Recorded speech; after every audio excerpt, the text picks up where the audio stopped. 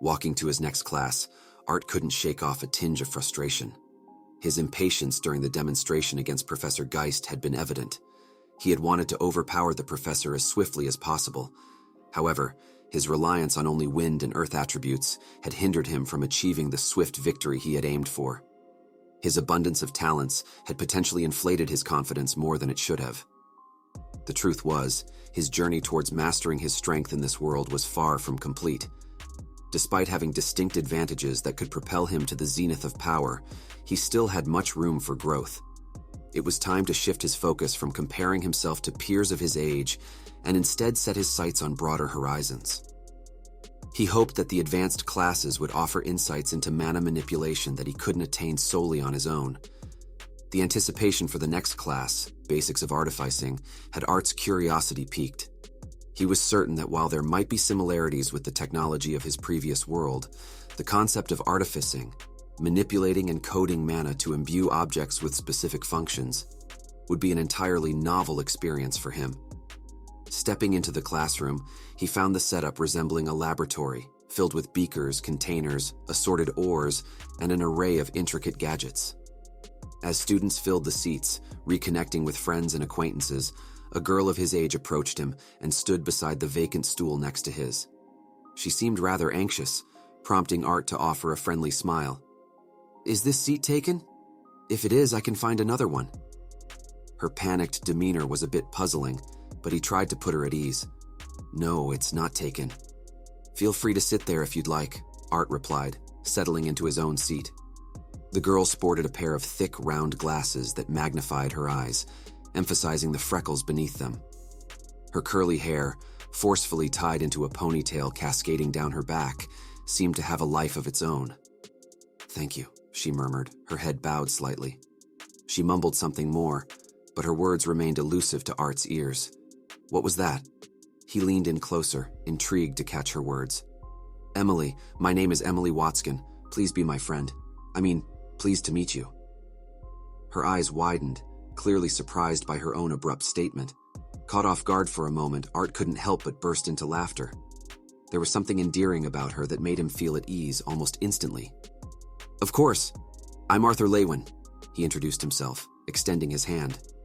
Emily's palm felt surprisingly calloused against his. "Oh, I'm sorry. It probably feels gross, right?" She hastily pulled her hand back, her cheeks flushing a deeper shade of red, which only accentuated her freckles. "No, not at all. I have calluses too. Look." Art held out his sword hand, revealing the hardened lumps on his palms to her. "Wow, you must practice a lot. It's no wonder you're on the disciplinary committee. I really admire that. For me, I really love artificing, so I end up fiddling around with a lot of gadgets. Unfortunately, it makes my hands rough," she shared, her gaze fixed on her palms. "Really? I admire people like you. I'm jealous that you have such a passion for artificing. With fighting, the only things you get better at are destroying and killing, but the better you get at artificing, the more things you can create," Art responded, his eyes drifting down to his own calloused hands. "Whoa, that's deep." Emily adjusted her thick glasses as she contemplated his words. "I ended up saying something unpleasant. I apologize." The classroom was filling up with the chatter of eager students, most of whom were scholar mages. No, it wasn't unpleasant at all," she reassured, her hands gesturing placatingly. "Just it's not something you hear every day from a 12-year-old. "You say that as if you aren't a 12-year-old yourself," Art remarked with a chuckle. Slumping in her chair, Emily let out a sigh. "True.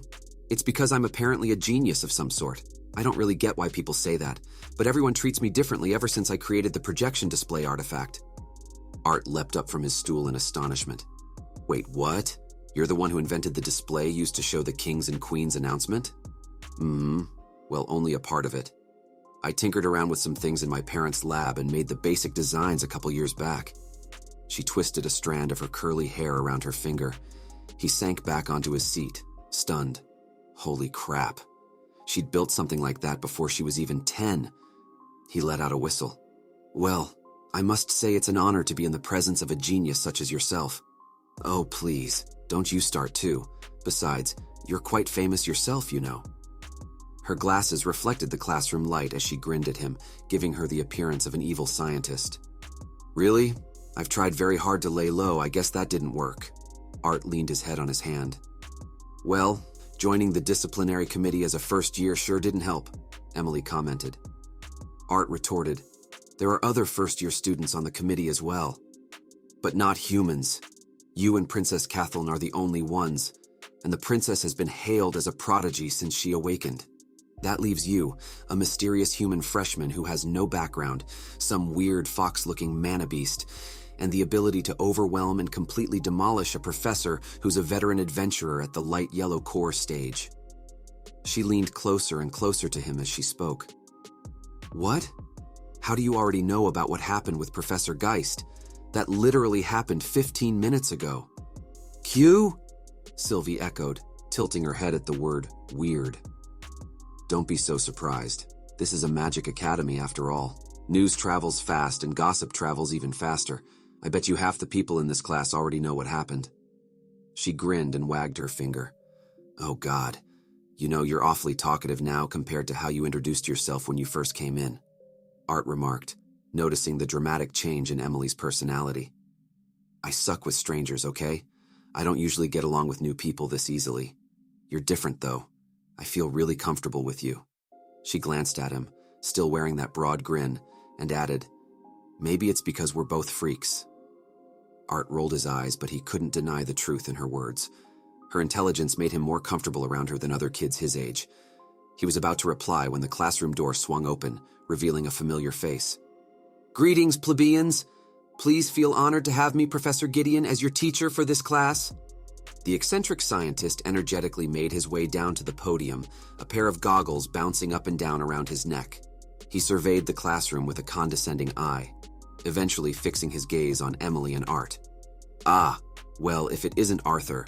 I had no idea you would be in my class, Professor Gideon exclaimed, clapping his cheeks in a dramatic pretense of surprise. Art shook his head at the professor's antics, and oh my, getting along with Miss Watskin. I must say, you two would make quite the team. Good, good. Let's begin the first day of classes with a little introduction of myself. He grinned as he wrote his name in big letters behind him. The lecture continued, with Gideon rambling on about how remarkable he was for the next hour and a half. Most students, Art included, were half asleep. Sylvie was curled up on the desk in front of him, using his arm as a pillow. But Emily's eyes sparkled as she absorbed every bit of information that passed Gideon's thin lips. Gideon was obviously well respected in the field of artificing, even by a genius like her. It almost made him want to admire him. Almost. Suddenly, an olive green owl flew in through the window and landed on Art's shoulder. Q! Sylvie jumped up in surprise and growled, but the owl just groomed itself calmly. It seems Director Goodsky is beckoning you, Gideon said, as he walked up to Art, rolling his shoulders to get the kinks out. You shouldn't keep her waiting. Shoo, off you go. Gideon slapped Art's back and went back to talking about how great he was. Emily leaned in, not surprised. I told you news travels fast. Yeah. As Art walked out of the classroom, he could hear some of his classmates begin to discuss what had happened. Now, where was Director Cynthia's office again? He scratched his head. As if he understood, the owl took off from Art's shoulder and flew slowly toward the right, gesturing for them to follow with a flick of his head. Q! Sylvie warned, her fur standing on end. Papa, he's dangerous! The campus was nearly empty. Most students were either in class, training on their own, or in their dorms. Distracted by the beautiful scenery of the campus, Art was slow to realize that the owl had landed on a statue in front of a building, the director's office, he assumed, and was waiting for him to enter. He opened the door and headed inside. The horned owl perched itself on his shoulder again, making Sylvie hiss and throw paws at it in warning. I see Avier has personally guided you here. Odd. I have never seen him get so comfortable with a stranger. Professor Goodsky was sitting behind her desk. She looked at Art intently for several moments. Then she studied Sylvie in particular. Was there something you needed from me, Director? Art took a seat in front of her desk, and Avier, the green owl, left his shoulder to perch on the window ledge behind Cynthia. Yes, I called you here regarding the demonstration in Professor Geist's class. Her expression remained unfazed as she mentioned the trouble he must have caused her. There were some situations beforehand regarding that, actually. But before Art could explain, Director Goodsky lifted up her hand to interrupt. We've just dismissed Professor Geist from the academy. Princess Kathleen came forward and explained to me exactly what happened. Of course, I had to verify her testimony, but everyone I spoke to agreed that the professor was a danger to students. She nodded, placing a couple of documents in front of him. Wow, she worked fast. The incident had taken place less than 2 hours ago, but she had already managed to investigate it and fire the professor. As if she knew what he was thinking, she smiled and added, "Things move quickly when the director has the final say in all matters regarding this academy. I have to say, though, I have never seen the princess as worked up as she was today. When she came in, she looked slightly angry, which by her standards is quite serious. You can imagine how surprised I was." Director Goodsky covered her mouth with a hand as she chuckled softly. "Really? I didn't think the princess could even show emotion." Art grinned as well. "You must have made quite an impression on her, because she argued for you quite fervently, leaving Professor Geist no room to defend himself." When Art shook his head helplessly, Director Goodsky just laughed and said, "You're quite the ladies' man, Arthur. It's going to be a problem if you steal the hearts of both princesses. Who knows? You might be the cause of our next civil war." She seemed quite amused by something that could devastate the precarious balance of this continent. He wanted to just dismiss the thought, but when he imagined the two princesses fighting it out, he shuddered. He didn't have the mental capacity to handle even one princess, let alone both of them. "Well, I won't pry too deeply, but the age of marriage isn't as far away as you think," she said lightly. "No, thank you. I don't see myself becoming romantically involved anytime soon. Besides, they're still just kids. Maybe I'll start thinking about it when the girls my age are a bit more mature." He shrugged. Leaning forward, the director studied Art. You say that as if you've already matured, Arthur." "Well, you must admit I do happen to be much more mature than most people my age," he responded, settling back into the chair. "True, but women tend to mature faster than men," Director Goodsky stated matter-of-factly. "I'm still wondering why you called me in here. I'm sure you didn't bring me in just to tell me everything was settled and I should get married."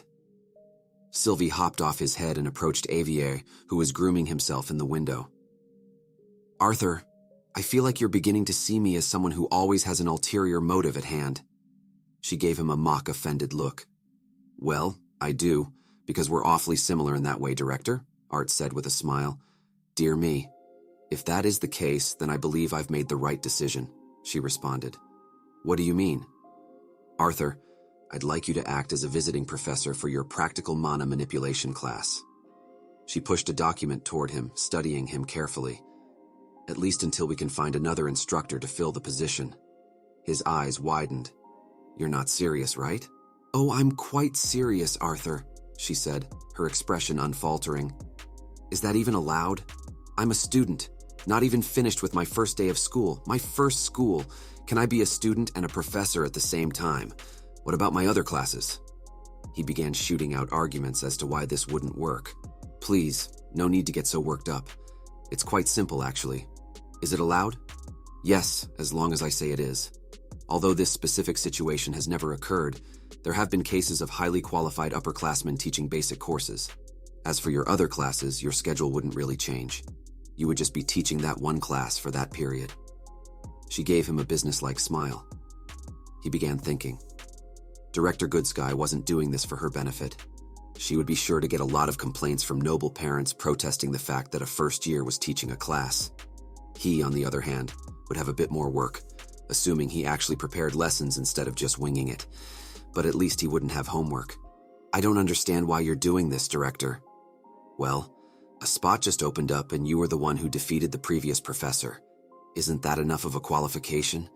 I'm really not doing this for some ulterior motive, Arthur. You don't have to be too suspicious. This is up to you. I won't push you into this, but I believe it would be a good opportunity to build your reputation without having to go around conquering professors. It would put you in the spotlight to some extent, but I'd be well placed to defend you if necessary. Parents are bound to complain. They'll say, 'They may complain,'" she said, cutting him off, "but I am the director, and it's a better solution than canceling the entire class." She paused for a moment, thinking. I've heard your concerns, but I am willing to support my decision.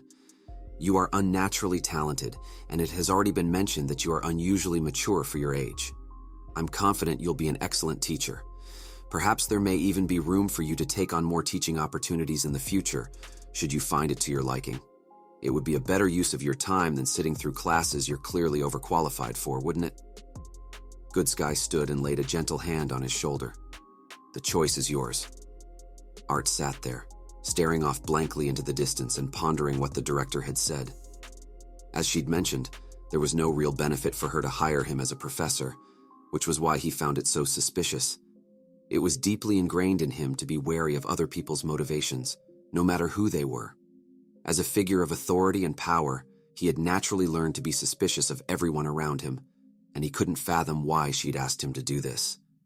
Practical mana manipulation didn't seem like a class that would give out work to grade, so it would be easy for him to teach the class. Even if it wasn't easier than just taking the class, it would help him earn a name for himself and would be a lot more interesting. Seeing as how he probably couldn't escape the attention of the other students anyway, he might as well do things a bit differently. Of course, he didn't plan to reveal his full set of skills to anyone just yet, but he didn't see the point in trying to be completely inconspicuous anymore, especially after today. Art snapped out of his thoughts to see Director Goodsky looking at him expectantly. Ah, yes. Although I'm not sure how competent I'll be in the role, I'd like to try my hand at being a teacher, he said, turning his attention to the document outlining his duties and responsibilities as a professor. I'm sure you'll do an excellent job, she smiled. Looking up, he asked, Did Professor Geist teach any other classes besides mine? Fortunately, no. We hired him this year after he retired as an adventurer. The other professors and I decided to have him teach only one class this semester as a sort of test run, she explained, shaking her head at the pitiful outcome. Before I sign, I have one question, he said as he read over the final paragraph of the document. Go on, she urged. It says I'm not allowed to hurt the students. Will that be a conflict, since I'm part of the disciplinary committee? Ah, good question. The no hurting students rule is for inside the classroom.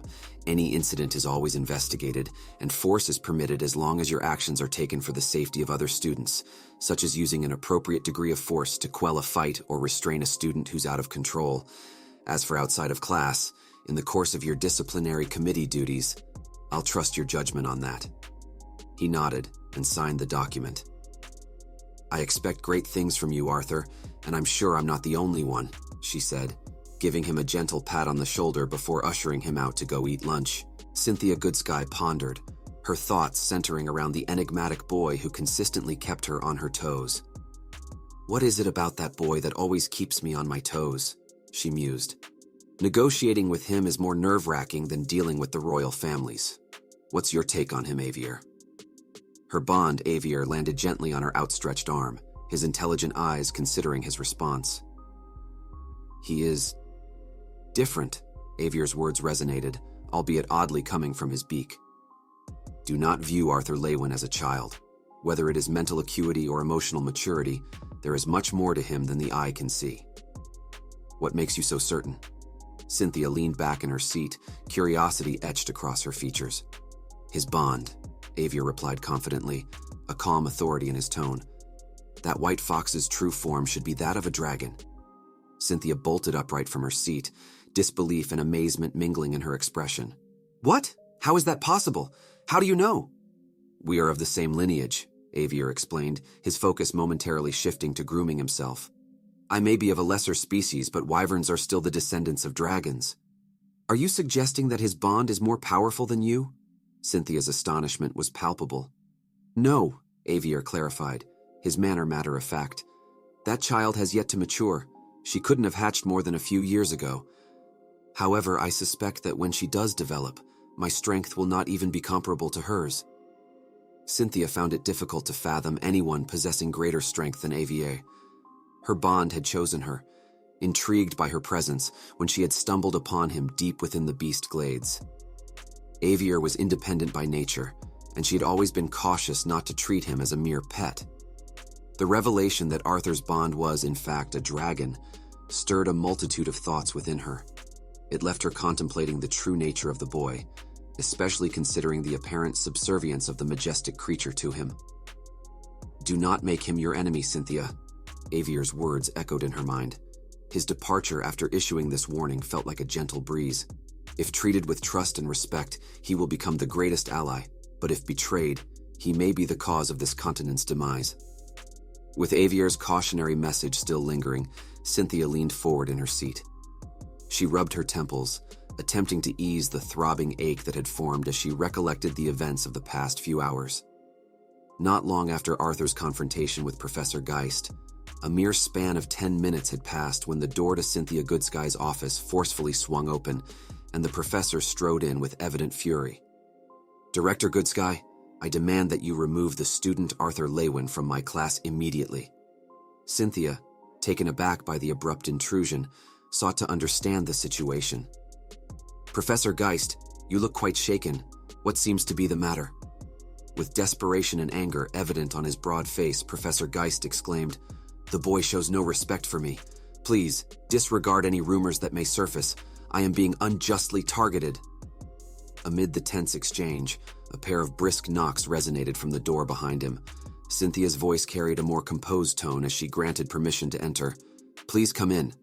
Catheln, a figure of more delicate stature, entered with a respectful bow, her presence offering a brief respite from the intensity. "I apologize for the intrusion, Director," she offered, before positioning herself beside the now visibly pale professor. Cynthia leaned forward, her gaze shifting between them as she inquired, "What's troubling you, Catheln?" "This sorry excuse for a professor needs to be fired," she said expressionlessly. Professor Geist grabbed Catheln by the arm, pulling her close to him. "How dare you? Sorry excuse? Me? You dare touch me with your filthy hand?" Her expression hadn't changed, yet she somehow seemed to be looking down at Professor Geist. "Professor, I recommend that you release her arm immediately. Regardless of the circumstances, such actions don't reflect well on your conduct." Cynthia's voice held a firm tone as she rose from her seat, her gaze fixed sternly upon the man. The use of force against a student was a reprehensible act. Conceding to Cynthia's admonition, Professor Geist promptly released Catheln's arm. He paused, gathering his thoughts before responding. As I was saying, please do not lend credence to any rumors you may come across. I find myself entangled in a setup. This entire situation is a regrettable misunderstanding." Addressing the matter at hand, Cynthia maintained her poise. "I haven't yet been exposed to any rumors. Would you be willing to share your perspective, Catheln? This scum picks on students to feel good about himself, even ignoring the fact that he utterly humiliated Faerith. If Arthur hadn't stepped in, I would've..." Without finishing her last sentence, she glared at the professor. Cynthia had turned to Professor Geist, who was desperately shaking his head at this accusation. "I'm telling you, it was a misunderstanding. I simply wanted to demonstrate in front of the class what level the disciplinary committee is at for the other students' information. If that were all it was, then there would have been no reason for you to storm into my office and insist that Arthur be removed from your class." Cynthia sighed internally as she tried to decide how to handle this dilemma. Cynthia shifted her gaze toward her secretary, who had discreetly peered in to assess the commotion.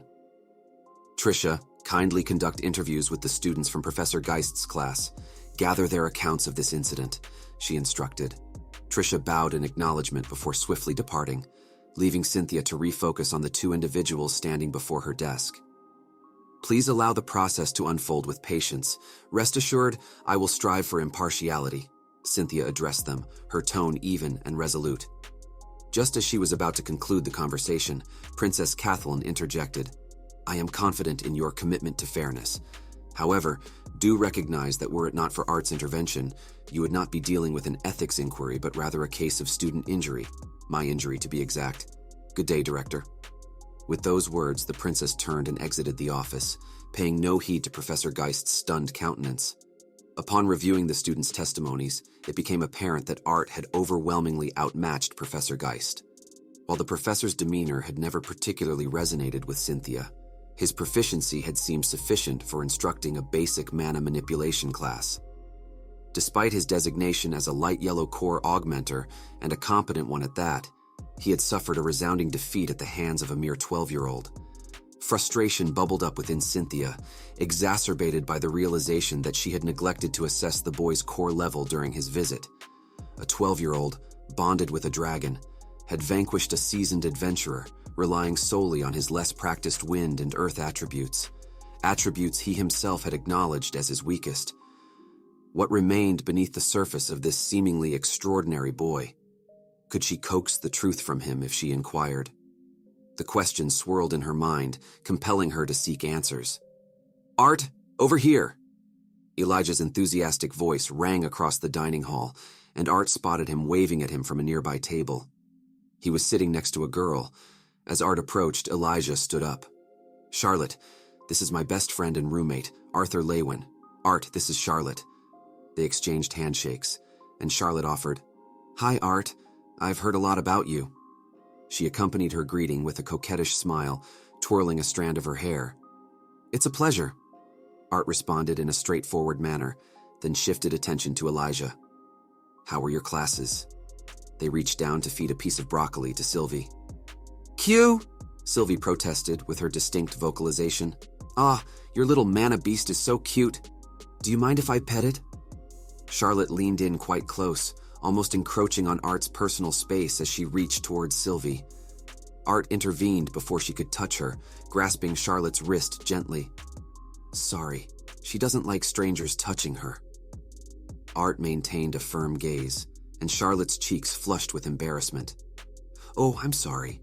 She pulled back, shifting her attention back to the food. Seemingly ignorant of the unfolding situation, Elijah responded with his mouth full of food. "Classes were great.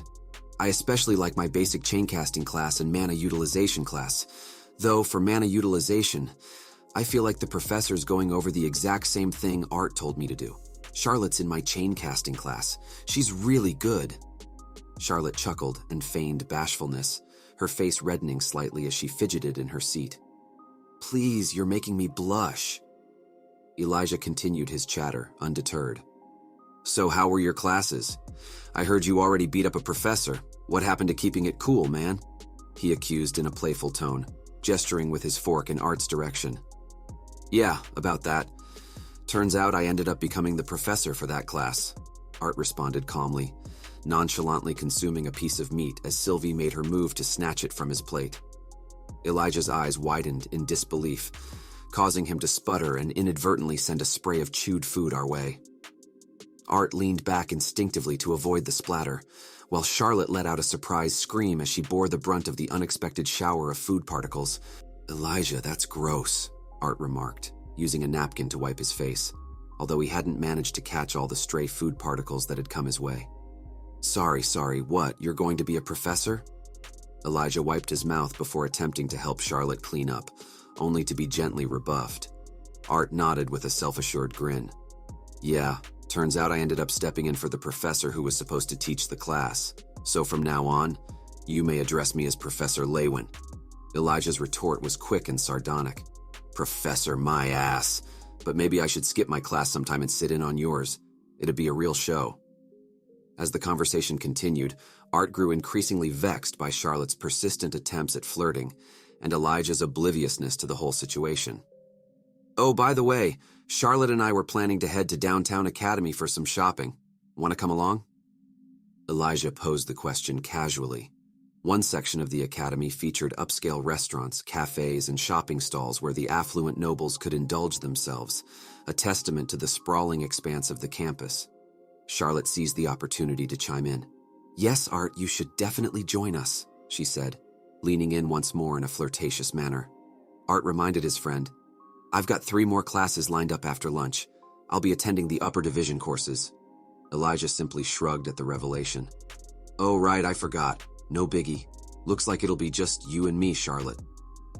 Charlotte offered an awkward smile in response to Elijah's carefree demeanor and quickly added, "Actually, I just realized I have some other plans for today.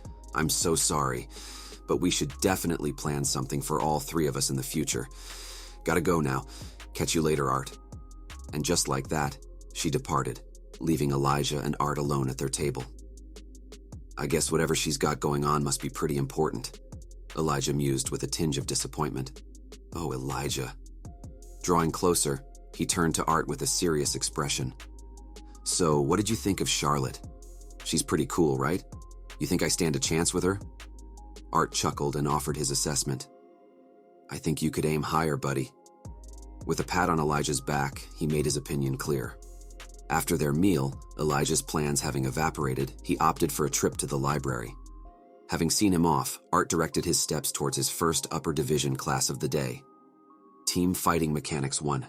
This classroom, or perhaps more accurately field, resided on the farthest reaches of the academy where the advanced courses were conducted. It unveiled itself as a sprawling grassy expanse ensconced by towering walls adorned with intricate runes. Amidst the field, an assortment of obstacles seemed almost haphazardly strewn. Atop one of the walls perched a diminutive chamber ensconced in glass, an apparent vantage point for observers. Positioned at the base of the wall, adjacent to the viewing station, stood a small structure emblazoned with a conspicuous red glyph, the healer's office. Considering the nature of the training, the presence of a healer was a logical safeguard. Two figures clad in white robes loitered nearby, their expressions betraying sheer boredom. Upon his arrival, Art noticed that a number of students had beaten him to the location, including a few familiar faces engaged in conversation. Unexpectedly, Curtis Glader's voice rang out. "Ah, I didn't expect to see you in an upper division class, Arthur," he exclaimed, waving in recognition. Lying nearby, Grotter, Curtis's bonded creature, appeared serene with closed eyes. Art extended a friendly handshake, replying, "Yeah, I didn't think I'd end up in a class with you. Looking forward to working together." Another presence quickly made itself known as Claire Bladeheart draped an arm over his shoulders and beamed. "Good to see you again, Arthur. Let's make sure we don't bring shame to the disciplinary committee, all right?" He chuckled in response, then turned back to Curtis, inquiring, "Is this the entire class? I heard this was a popular course, but it seems there's only space for a limited number of students." Curtis scanned the area, responding, "There should be a few more. Ah, there they are." Art followed his gaze and recognized one of the approaching figures, mustering a resigned smile. Amidst the conversations, a hushed murmur from one of the students caught Art's attention. "Princess Tessia is as beautiful as always." He watched as Tessia approached with a cluster of fellow students, engaged in conversation with Clive Graves, the student council vice president. Tessia's gaze shifted toward him, seemingly ready to offer a greeting, until her eyes landed on Claire's arm around his neck. In a swift motion, her eyes narrowed, and she averted her gaze, clearly displeased. Unfazed by the unspoken tension, Claire maintained her grip on him, her smile unwavering as she called out, "Good afternoon, Princess Tessia." Her arm remained in place even as Tessia passed by. With a curt response, Tessia replied, her expression determined. As she continued on her path, she covertly delivered a quick pinch to Art's side, prompting him to startle in surprise. Claire's observation filled the air. "I wonder if she's in a bad mood today." Art's internal voice echoed, "It's because of you!" Claire finally withdrew her arm from his neck, and as he turned to the trailing end of Tessia's group, he felt a fiery anger begin to rise within him. His fists clenched tightly, the knuckles turning white. There stood Lucas Wykes, igniting a fierce blaze of emotions within Art. A surge of suppressed anger coursed through Art as he contemplated the unfortunate reality of sharing a class with Lucas. The irony that it had to be a team fighting class of all things, where teamwork and synchronization were paramount, bordered on the absurd. Meeting Lucas's gaze, Art detected a nonchalant disregard, an indifference that cast him aside like a mere insect on the ground.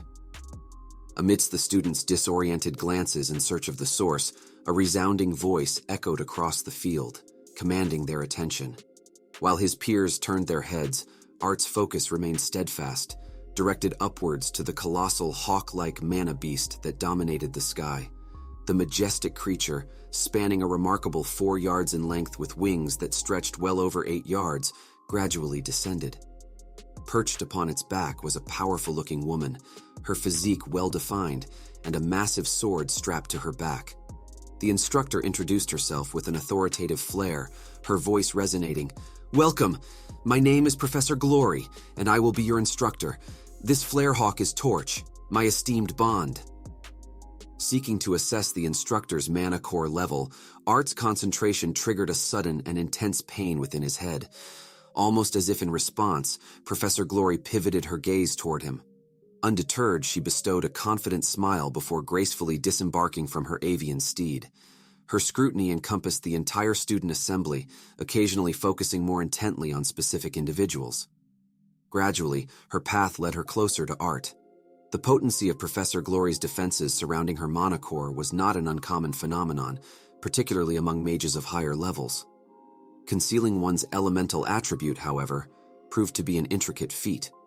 The intrinsic nature of mana particles associated with a specific element tended to envelop mages, making it challenging to mask their affinity.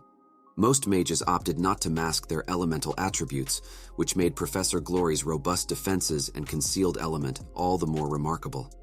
Art found himself unable to ascertain her core stage or elemental attribute. Although he had developed the knack for veiling his core stage, hiding his elemental affiliation necessitated the use of intricate seals. Whether or not Professor Glory employed a similar strategy remained unclear. Yet one certainty prevailed. She was aware of his scrutiny. Following her deliberate assessment of Lucas, she addressed the assembled students, her words resonating with authority. "I must admit, you've set an impressive standard for your peers across other classes." Taking a more extensive period to inspect those on the disciplinary committee and student council, she offered intermittent nods of approval. Then, her attention shifted towards Art, a playful grin tugging at her lips, as if she harbored a readiness to tease him. "Ah, my newest colleague, Arthur Leywin. A pleasure to make your acquaintance." Professor Glory greeted him with a playful aura, an undertone of mischief apparent in her expression. The confusion among the other students quickly gave rise to murmurs of disbelief and queries seeking clarification.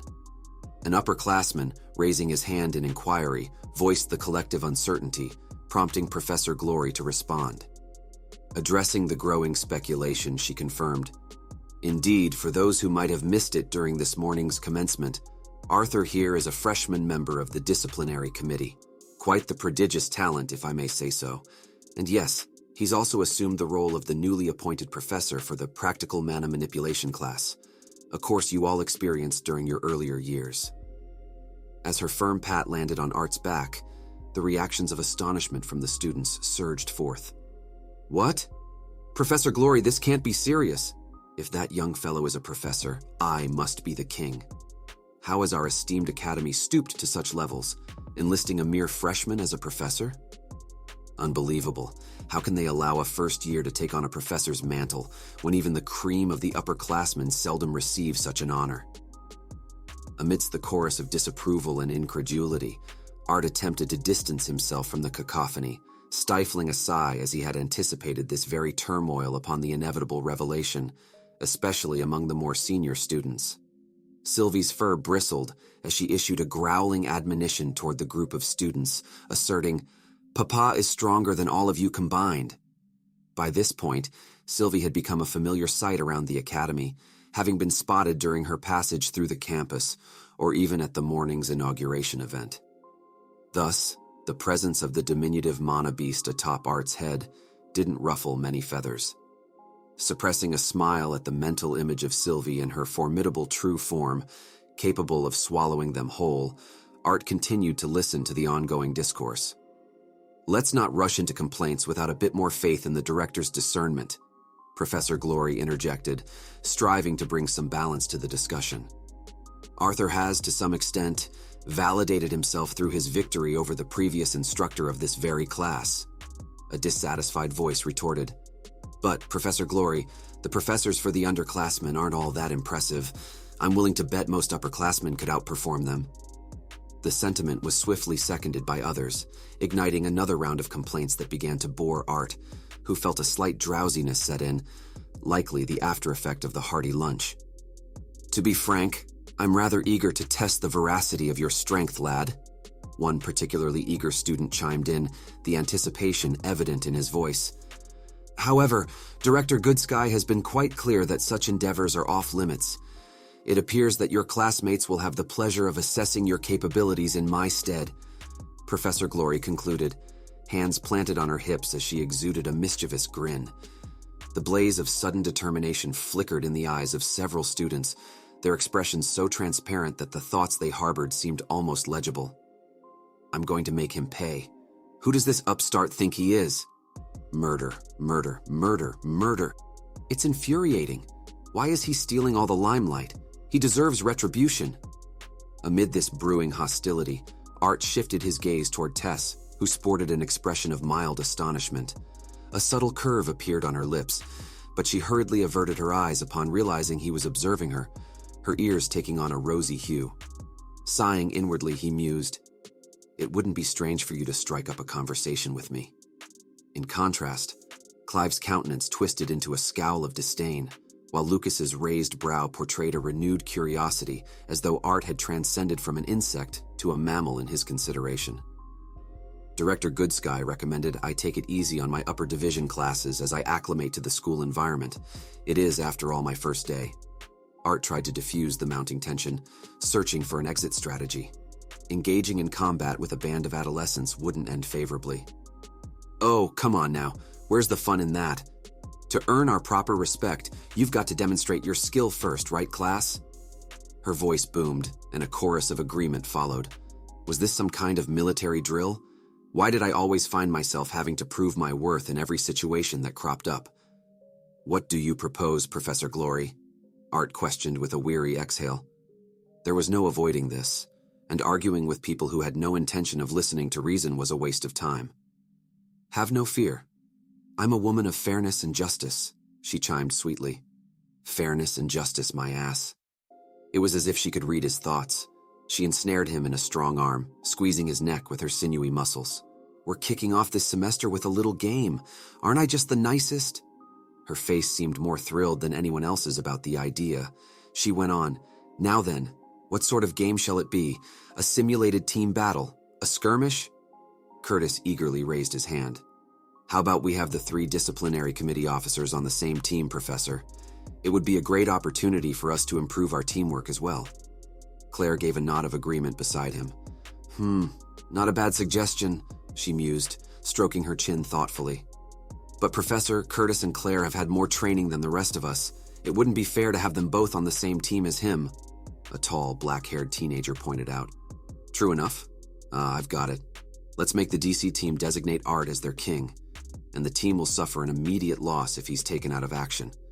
That should level the playing field. Now, on to the other team. She seemed to mutter to herself as she pondered potential candidates until a hand was raised. Professor, what if Princess Tessia and I were to be their opponents? Clive offered. What? Tess looked at Clive in surprise, but Professor Glory's enthusiastic reaction was quick to follow. Oh, things are taking a fascinating turn. However, having 2 against 3 would create an imbalance. Her eyes scanned the group of students. I believe Tessia and I can manage, considering the sudden death rule involving Arthur Leywin, Clive declared with a serious tone. I'll offer myself for the student council team, Lucas Wykes chimed in, leaning on his staff. Ah, Mr. Wykes, our other brilliant freshman, very well. This will serve as an opportunity to gauge your abilities as well. A hint of skepticism crossed her expression, suggesting she might have heard some rumors about him. A few groans of disappointment echoed from students who had hoped for a chance to challenge me and a spot on the same team as the student council president. Yet, it was evident that everyone was eagerly anticipating the upcoming match. The match will have a 30-minute time limit, followed by a brief discussion and analysis of our observations. Get ready. With those words, a pile of what appeared to be training equipment materialized on the ground from Professor Glory's dimensional ring. Her tone becoming more somber, she continued. This is specialized gear crafted by artificers to measure inflicted damage. Once the damage surpasses the preset threshold, it will trigger an audible alarm. Those who choose to ignore this signal and persist in fighting or spellcasting will be promptly dismissed from my class and may face further repercussions related to their enrollment. Remember, this regulation applies to all upper division combat courses within this academy, so commit it to memory. Each of you possesses sufficient mastery to defend yourselves with mana, rendering protection feasible. I must emphasize, however, that this gear does not offer safeguarding. It is possible to sustain injuries even while wearing it. Let's spare our healers any unnecessary work this afternoon. Clearing her throat, Professor Glory demanded, "Is that understood?" "Yes." "Excellent. Now, you six, suit up."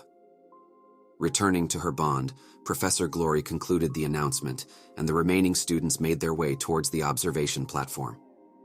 Curtis gave Art a reassuring pat on the back before retrieving his gear. "Looks like we're in for an early practice session. Let's give it our all, Art. I recall you had your eye on a sword back then. Let's see your skills in action." "We can't let down the DC name, can we? I promise some extra intense training for anyone falling short." Claire's mischievous grin was infectious.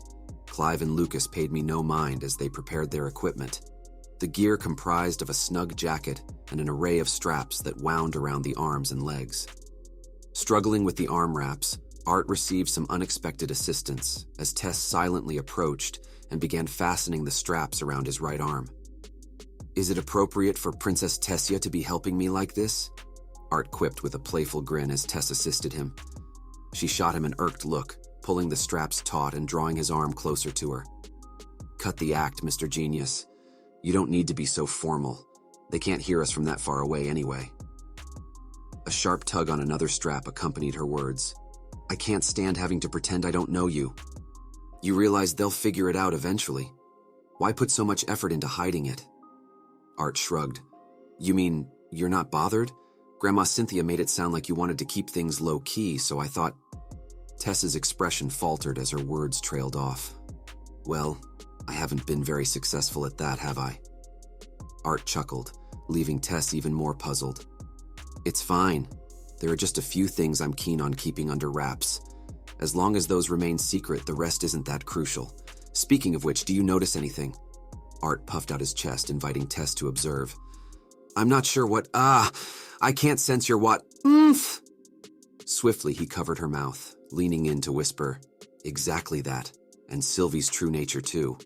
I'm keeping most of my abilities hidden for now, so you have to play your part as well.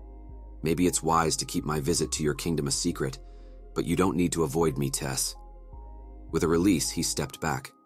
She blushed and gently pushed him away, muttering something under her breath with her head lowered. "Are you two finished with your little moment?" Professor Glory's voice from above caught them off guard, and Art hastened to finish adjusting his gear. "Arthur, I suggest you leave your bond in a safer place if she's not capable of assisting you during the battle like Curtis's bond." She pointed toward the viewing platform. "Q," Sylvie protested. "I think it's best for you to sit this one out, Sylv," Art said, giving her a comforting pat on her head. "All right, I understand." She hopped down from his head and scurried away from the field. As Tess completed securing her gear, Art remarked, "Let's both give it our all. I'm curious to see how much progress you've made." With a confident grin, she replied, "Then be prepared," and swiftly made her way to the other side of the field to join Clive and Lucas. Art headed over to Curtis and Claire. Claire was stretching, and Curtis was mounted atop his world lion, Grotter. Even with Grotter, we're still at a disadvantage because they have two conjurers, and Clive is a long-range augmenter. It's an instant loss for us if your gear activates, so that seriously limits our options. Claire leaned on her unsheathed sword while stretching her leg back. She's right. Claire and I don't really know anything about your fighting style, so we'll match your pace. Our priority will be protecting you while we get in range to do some damage, Curtis said, petting Grotter. Tess, Clive, and Lucas were only a few dozen yards away. It seemed like they were going to consider us target practice until we got in range. This would be an interesting challenge. A grin spread across Art's face as his adrenaline surged. He was eager to exchange blows with Lucas during the match, and he suspected both Lucas and Clive were harboring similar thoughts about him. Art drew out Dawn's ballad, ensuring its sheath remained stored in his dimension ring. Curtis and Claire poised themselves, weapons at the ready, preparing for the coming clash. "That's a beautiful sword you have there, Arthur," Claire whistled as she gazed at Art's blade. With a fierce battle aura, she channeled wind and fire attribute mana into her body, radiating an intense energy. Curtis, perched atop his bond, looked impressively poised with his dual double-edged swords. "You ready for this?" he asked, his determination evident. A hint of concern crossed Claire's face as she glanced between Art and Curtis. Art responded with a subtle nod, and Claire redirected her focus towards their opponents. Facing the opposition, Art channeled wind and earth mana, infusing both his body and his sword. His hair and clothing danced in the gusts of wind generated by his power, and the ground beneath him seemed to respond to his command. Through the commanding voice of Professor Glory, the declaration echoed across the battlefield, "Let the match commence!" Upon the signal from Professor Glory, the trio launched into action. Curtis, astride Grotter, took the left flank, Art positioned in the middle, and Claire advanced on the right, slightly ahead of Art's position. As the charge began, Tess, Clive, and Lucas dispersed strategically. Tess executed a wide arc, preparing to engage Curtis head-on, while Clive darted to the right, aiming to intercept Claire before she reached him. Directly in Art's path, Lucas stood with a smug expression that seemed to declare his readiness, implying, "I don't need to prepare for you." This haughty arrogance, reminiscent of their encounter at the Dire Tombs, triggered a surge of anger within Art. The memory of Lucas's betrayal, using them as bait for his escape, resurfaced. The same disdainful smirk adorned his face then, just as it did now. Art considered that Tess likely had the upper hand against Curtis. As for the clash between Claire and Clive, he could ponder that later. With a controlled focus, he melded wind and earth mana, intensifying his power through mana rotation. Though Lucas boasted a substantial mana pool and undeniable strength, Art refused to concede his own prowess. With a deliberate release of his killing intent, Art aimed to rattle Lucas from his pedestal of arrogance. Lucas detected the shift and initiated a hushed incantation while retreating to create distance between them. As Art closed in on Lucas, he felt the keen observation of Professor Glory from her vantage point high above. Determinedly, he tuned out external distractions. For him, the battle narrowed down to a duel between himself and Lucas. Focused intensity tightened his gaze, and each footfall he made gouged the ground beneath him as the wind surged around him. Lucas chuckled, simultaneously casting a spell as he retreated. "Inferno's Cage," he proclaimed. The spell was reminiscent of Ember Wisp, the technique Lucas and former Professor Geist had employed, albeit on a grander scale. Orbs dispersed and hung suspended, forming a fiery dome around them. A surge of realization hit Art. This spell was on another level entirely. With a confident grin, Lucas snapped his finger and commanded, "Activate!" The orbs ignited in response, expelling torrents of fire bullets. Had this been a spell akin to Ember Wisp, Art might have managed to close the distance amidst evading the fireballs.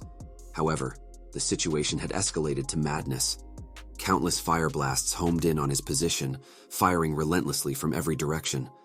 Had Art not honed his body and fighting skills during his time as an adventurer, dodging and blocking the constant barrage would have been impossible. Progressing toward his target was futile. He was ensnared in a desperate dance of evasion and defense. Inferno's Cage was a spell that deserved its creator to experience the agony of enduring it firsthand. The relentless onslaught of fireballs and torrents, coupled with the oppressive heat within the dome, pushed Art to his limits. Devoid of fire or water mana attributes, Art lacked a direct means to counteract the escalating heat. Both fortifying his body with fire attribute mana and using water attribute mana to cool himself down were non-options. Lucas continued to mock him, taunting, "Just keep scampering around like a little monkey. Do you truly believe a commoner like you stands any chance against someone of my caliber? I can hardly wait to crush your meager confidence, the pitiful remains of whatever self-assuredness you gained as a DC member and professor. Initially, I deemed this class an exercise in futility, but now I see my true purpose here, to obliterate you." His usually handsome visage twisted into an unattractive sneer. Sylvie's concerned voice reached Art's mind. "Are you all right, Papa?" she asked, sensing his growing frustration. "Yeah, I'm fine, Sylv. Don't worry about me. How's everyone else faring?" he responded mentally. "Mama is holding her own against Curtis, and Claire seems to have the upper hand against that stern-looking guy," Sylvie relayed. "Good. Keep me posted if anything unusual occurs." Art refocused his attention on the ongoing battle. Dodging the onslaught of flame bullets and intermittent streams of fire, Art found himself unable to close the distance to Lucas. Despite his attempts to counter with wind blades and earth spikes, Lucas either deflected his spells with his own, or the orbs forming the dome annihilated them. Art couldn't help but wonder about the seemingly limitless extent of Lucas's mana pool. Was there no boundary to how long he could sustain the spell? He paused, forcing himself to regain his composure. Impatience wouldn't serve him well. He needed to think strategically. How could he employ wind? Wind. It was the movement of air. And what constituted air? Oxygen and nitrogen. Could he manipulate those elements? If so, how? Frustration gnawed at Art as he grappled with his incomplete understanding of his wind and earth attributes. This was as good a moment as any to explore their potential. Merely conjuring wind bullets or blades wouldn't suffice. Lucas had preemptively erected multiple layers of fire shields around himself. Art's thoughts raced as he assessed the situation. His initial use of wind hadn't been inventive enough. He recognized that even with mana rotation, he lacked the mana capacity to create a large enough tornado to counter the barrage of fire. And even if he could, he doubted he could outlast Lucas in such a battle. There had to be another solution he hadn't yet considered. Meanwhile, Lucas's taunts fueled Art's determination to figure out a way to gain the upper hand. Lucas's confident demeanor had to be undermined. "Keep squirming. I'm sure a few fireballs will slip through even after your gear activates. Everyone knows I can't halt the orb's blast once they're unleashed," Lucas jeered, his defenses rendering Art's spells ineffective. Art's mind shifted gears, focusing on fire's requirements to sustain itself. Oxygen was crucial. If he could eliminate the oxygen in his immediate vicinity, perhaps he could stifle the fire's advance. But he quickly realized the potential consequences. Depriving himself of oxygen might impact his own ability to breathe. The balance between neutralizing the flames and safeguarding his own well-being was a delicate one. Professor Glory marveled, her scholarly demeanor masking the amazement she felt. "Well, now Lucas exceeds the rumors," she mused. Inferno's cage proved to be quite the formidable spell to master, yet he executed it effortlessly while in rapid retreat. Merely 13, and already wielding a domain spell? The evolution of this world is remarkable. Even half-elves like Lucas, practitioners of fire attribute magic, and even the likes of Princess Tessia, they all possess an extraordinary prowess. One can't help but speculate on the formidable might they shall possess upon graduation. However, Professor Glory pondered, her gaze narrowing in thought. Arthur Leywin defies comprehension. While Lucas Wykes' early awakening could be attributed to his elven heritage, thus explaining his adept spell control, and Princess Tessia Aerolith's elevated skill set could be rationalized given her pure elven lineage and royal bloodline, Arthur presents an enigma. In that moment when he traversed the field to confront Lucas, Professor Glory's tone grew more intense. A chill ran down her spine. Arthur's affinity, his innate connection with both wind and earth, was palpable. It wasn't the conventional command-based manipulation of elements that mages employ. No, he seemed to effortlessly meld with the mana that enveloped him, akin to an extension of his own limbs, a harmonious dance with the very essence of the world. Lucas appeared to take Arthur's challenge seriously, a wise choice that likely spared him from an immediate defeat. The activation of the Inferno's cage spell enveloped both Arthur and Lucas within a sprawling dome of flames. A discerning eye could gauge Lucas's weariness post-casting, though the spell's nature allowed for sustained application, limited only by his mana reserves, an aspect seemingly abundant in this encounter. Comprising diminutive fire orbs, the dome served as a lethal snare employed by conjurers to gain an upper hand against augmenters or nimble mana creatures. Within the confines of the dome, the minuscule orbs wielded the capacity to discharge fiery beams and projectiles in any direction, effectively engaging the augmenter and enabling the conjurer to unleash uninterrupted spellcasting. Shifting attention to Curtis Glader and Tessia Aerolith, Professor Glory's anticipation materialized. Curtis struggled as anticipated. Professor Glory's past observation of the elven princess training under their director allowed her to appreciate the artistry of Tessia's combat approach. Functioning as a conjurer, Tessia wielded a staff that doubled as a keen-edged blade, hewn from an extraordinary wood of exceptional lightweight durability surpassing most metals. Her tactical repertoire encompassed self-enhancing buffs coupled with fluid spellcasting synchronized seamlessly with her motions. Amidst conjured vines, she pirouetted with a velocity surpassing that of certain trained augmenters, her motions further facilitated by wind attribute mana. The fusion of spellcasting and close-quarters finesse effectively eradicated vulnerabilities from her style, presenting a contrast to Professor Glory's own combat methodology, consequently eliciting admiration for the elegance and aesthetics of Tessia's prowess. On the contrasting end, Claire Bladeheart seized the upper hand in her encounter against the student vice president.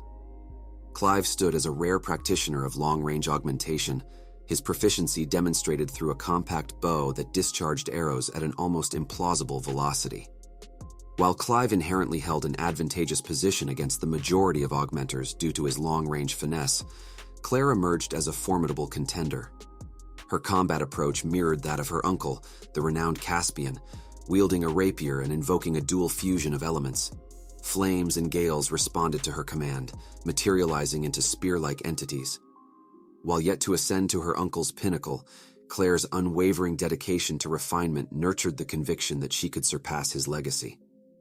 Diverting attention once more to the zenith of intensity, the clash between Arthur and Lucas remained the focal point. Awe-inspiring was an understatement, as the majority of students remained transfixed upon their engagement, enraptured by the unfurling spectacle of unparalleled abilities. Upon closer scrutiny, a quizzical arch of the eyebrow marked Professor Glory's expression as her focus honed in on the unfolding scene. Curious anomalies caught her attention. A contemplative hum marked her thoughts. That's unusual. In an oddly fascinating twist, the trajectory of fireballs now found their mark against Arthur. The tempo of impact hinted that his protective mana augmentation might soon trigger his gear into action. Yet, mere moments prior, Arthur's evasion had been a masterclass in effortlessness, a paradox that puzzled Professor Glory's analytical mind. Determined to grasp every nuance, she willed an influx of mana to her eyes, enhancing her visual acumen. While the fire-engulfed dome obscured significant details, sufficient information gleaned through the fiery haze unveiled the ongoing confrontation. Inquisitive ponderings revolved around Arthur's subtle actions. Was he in the midst of a unique tactic? A command ushered from Professor Glory's lips, "Torch, descend," inciting her bonded companion to lower, his majestic wings adjusting to maintain equilibrium. Gradually encircling the expansive fire-engulfed expanse, a gradual clarity began to replace the infernal chaos. Within this maelstrom, a distinct pattern emerged. Out of every barrage of 3 or 4 fire projectiles aimed at Arthur, one would dissipate into nothingness just before reaching him. An irrepressible smile overtook Professor Glory's features, her realization birthing an admiring chuckle. In hushed wonderment, words escaped her. "No, he's..." Witnessing Arthur's audacious endeavor, the pieces fell into place. He was presently unraveling the intricate art of manipulating air currents amidst this conflagration. A palm instinctively met her lips as her smile widened, awestruck by his audacity. The thought resonated in her mind. That little monster. He has guts. I'll give him that. Air manipulation existed as an advanced offshoot of wind magic, a realm far more arduous to master. It was a discipline that beckoned only the most discerning and attuned mages, those with an innate ability to intimately connect with the elemental fabric, even in serene meditation. This intimate familiarity allowed them to directly influence the fundamental constituents of natural elements. The road to such mastery began with years of meditative refinement, a crucible that laid the foundation for tentative real-world experimentation, gradually weaving the newfound technique into the intricate fabric of spells. A quintessential exemplar lay within the blue fire method. Mastery over this arcane manifestation demanded years of tranquil contemplation, forging the ability to conjure azure flames with unwavering stability. The leap from stable to swift incantation, a crucial stride in its practical application, necessitated even lengthier perseverance, reserved for those who aspired to harness its incendiary power on the battlefield. Yet, within this ongoing skirmish, the conventional sequence had been upended. A fledgling mage dared to interlace a nascent technique amidst combat, skipping several intermediary stages, a risk-laden, audacious feat. Bubbling within Professor Glory was an effervescent thrill, hands betraying a slight tremor as her excitement radiated. The unfolding spectacle held the promise of observing an unparalleled mage's evolution, a prodigious talent capable of soaring to paramount heights within the school, perhaps even the continent. Yet, a reverberating tumult grasped her attention, drawing her gaze. The crescendo of battle unfurled between Princess Tessia and Prince Glader, the pinnacle imminent. Adorned in his uniform, Curtis Glader exhibited the scars of battle, a testament to his commendable resistance against Director Goodsky's illustrious protege. The bond shared between Curtis and his companion had undeniably prolonged his stand. "You forced me to do this, Princess Aerolith. Please be careful. Phase 1, King's Wrath," Prince Glader roared as his body glowed. Initiating the acquire phase of his beast will, Curtis embarked on a transformational endeavor. Rare were the instances when Curtis harnessed his beast's bestowed ability, a testament to his perspective that regarded it as a borrowed potency rather than a native force. This acknowledgement showcased his commendable mentality, a consciousness that some amongst the ranks of beast tamers shared. The intricacies of their approach diverged. While a fraction relied solely on their creature's unique endowments, thereby stunting their personal growth in the long haul, others sought to harmonize these abilities with their innate strengths. Recognizing the key to optimizing the potential latent in the beast will necessitated personal empowerment. In the wake of Curtis's initial beast will activation, a palpable metamorphosis unfolded. Distinct and varying alterations marked each individual, and Prince Glader's transformation loomed particularly pronounced. His fiery spiked hair and brows cascaded with newfound length, adopting a wild, disheveled allure. Strapped bands encircling his arms constricted as burgeoning sinews expanded beneath the fabric. His canines elongated, accentuating his visage as his mighty roar resounded. A low, appreciative whistle reverberated from Professor Glory's lips, her response an undisguised testament to the site's perennial impact. Such a display never failed to captivate her. Attention veered toward Princess Tessia, her position atop a verdant carpet of vines. Alabaster pallor gripped her features, a departure from her customary countenance. Professor Glory speculated whether latent damage might have been sustained, eluding her initial notice amidst the unfolding tumult. Remaining situated at a considerable remove from the unfolding clash between Tessia and Curtis, Professor Glory maintained her orbit around the engagement involving Lucas and Arthur. Yet, through an infusion of mana into her eyes, the scope of her perception extended. This arcane augmentation afforded her the vision to discern minute details, revealing the subtle trails of perspiration coursing down the princess's countenance. Prince Glader's resonant proclamation reverberated, a declaration laden with potency. His commanding voice seemed to pulsate with an underlying force as he laid bare his ultimate assault, a manifestation of unadulterated might.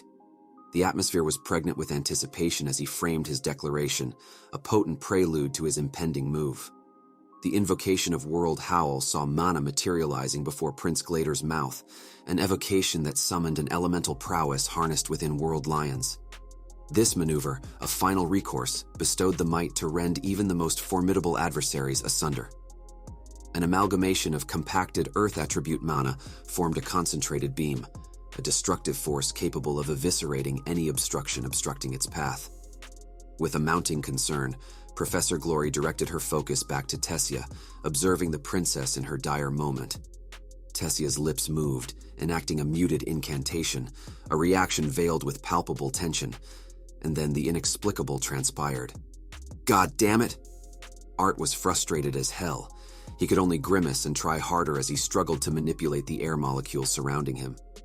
He'd had little success so far, but he felt like he was onto something here.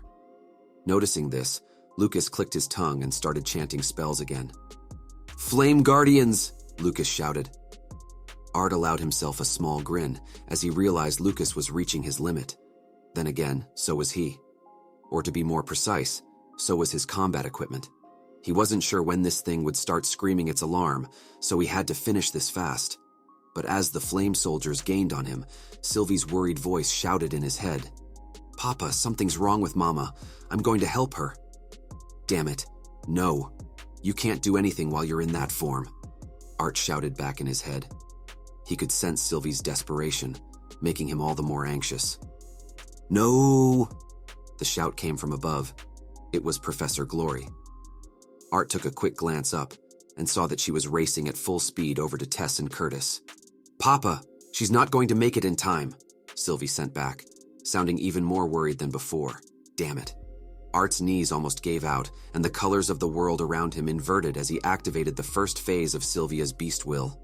This ability to shift himself outside of the world's time and space had a limit. He couldn't affect anything outside of himself unless he brought it in here with him. He didn't have time for that. He dashed through a gap between the orbs of the dome created by Inferno's cage, passing the frozen professor on her mount. Some distance ahead, he saw Tess. She had already fainted and was falling from the conjured vine she was standing on, clutching her abdomen. The massive breath attack Glader had released was almost upon her. Sylvie was right. Professor Glory wouldn't have made it in time. Art could only grit his teeth in dread as he imagined his precious friend dying. Art sped up, his vision growing blurry. He was almost at the limit of his energy. Fuck. Hold on, Arthur, you can do this. He made his final dash toward Curtis and Tess, and as he jumped off a crumbling vine, he wrapped his body around Tess. Using what little mana he had left, he created a barrier around them. This is going to hurt. He released his first phase. As the world reverted back to its original colors, he felt a tremendous searing pain in his back. Before he could even scream, his vision faded, and the last thing he heard before passing out was the shrill sound of his gear activating. Too late! The exclamation thundered through Professor Glory's mind, a curse escaping her lips as she grappled with the unfolding calamity. Unanswered questions plagued her thoughts, a torrent of anxiety and confusion overwhelming her. Why had Tessia crumbled at this pivotal moment? Was her mana core compromised? A cascade of questions crashed through her mind, each vying for precedence, the overarching question echoing, why now? Helpless horror gripped Professor Glory as her gaze remained fixed on the inexorable path of Prince Curtis's breath attack, a lethal beam of destruction. The absence of protective measures surrounding Tessia intensified her apprehension. Would she emerge from this unscathed? Could she sustain her existence as a mage? The dread extended beyond her magical pursuits. The notion of lifelong debilitation gnawed at her thoughts. Tears welled within her eyes, a manifestation of her anguish as she instinctively propelled herself toward the unfolding catastrophe. Yet the truth was stark, a futile dash toward impending disaster. The realization bore down upon her, rendering her desperate struggle for naught. The implications of this looming disaster loomed. She pondered the potential fallout. The worst-case scenario of her dismissal seemed a trivial concern in comparison to the specter of igniting a civil war. At a juncture where the continent balanced on a precipice of import, could she unwittingly spark a schism among the three races? Curtis's world howl surged forth, a torrent of devastation careening toward the princess. A shriek of dread pierced the air, her lungs expelling a cry born of terror. A fleeting glimpse of astonishment crossed Prince Glader's visage, an epiphany dawning as his attack roared forth, a realization that Tessia had already succumbed to unconsciousness. The cruel irony struck. Though he comprehended, there remained no means to halt the impending onslaught. As time stretched into an interminable span, the dissipating energy beam gradually unveiled the aftermath, a tableau even more astonishing than the direst visions Professor Glory's mind had conjured. Utter disbelief gripped her, rendering her speechless as she stumbled over her words. Arthur? The scene before her defied reason. Mere instants ago, Arthur had grappled with Lucas within the confines of the Inferno's cage. A question screamed within her mind. Had he achieved the inconceivable feat of instant teleportation? But that prospect appeared too fantastical, too far-fetched to comprehend. It couldn't be true. Denial reverberated as her thoughts churned, struggling to process the unfathomable reality. The belief that such an eventuality was beyond the realm of possibility fueled her resolve, yet the truth lay stark before her eyes. As proximity was achieved, Professor Glory dismounted from Torch, hastening her approach. A sense of urgency propelled her toward the fallen figures, outstripping the healers who raced in tandem to render aid.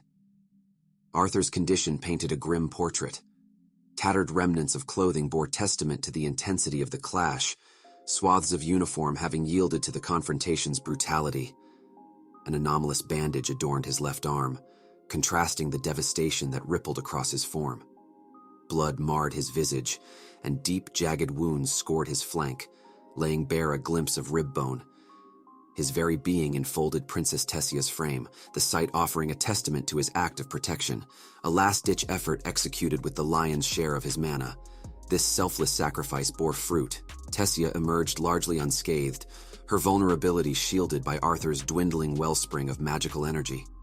The exodus from the viewing platform witnessed a flurry of movement as other students hurriedly navigated toward the scene of unfolding events. Fortuitously, the princess had emerged from the ordeal relatively unscathed. However, Arthur's condition remained dire, demanding immediate attention. Professor Glory neared the pair with the intent to assist, yet her advance was abruptly halted by Arthur's diminutive bond, a small white fox that perched atop his head. This creature, though ordinarily endearing, exuded an air of imminent danger through a menacing growl. The juxtaposition between the fox's usual cuteness and the aura of lethality it projected was jarring. Its vehement protective stance enveloped both its master and Princess Tessia in an impermeable shield of aggression. Amid the discord, Curtis approached Professor Glory, his countenance pallid with distress. "Professor, I didn't mean to. I didn't know she would faint," Curtis confessed, his voice laced with anxiety. "It's all right, I understand. Arthur somehow managed to safeguard the princess," Professor Glory reassured, though frustration knotted her fists. The bond shared between Arthur and his fox barred any approach to their duo. A swell of vexation surged within her. Arthur's dire condition necessitated immediate intervention. Curtis mirrored the attempt, only to face the same resolute opposition from the bond.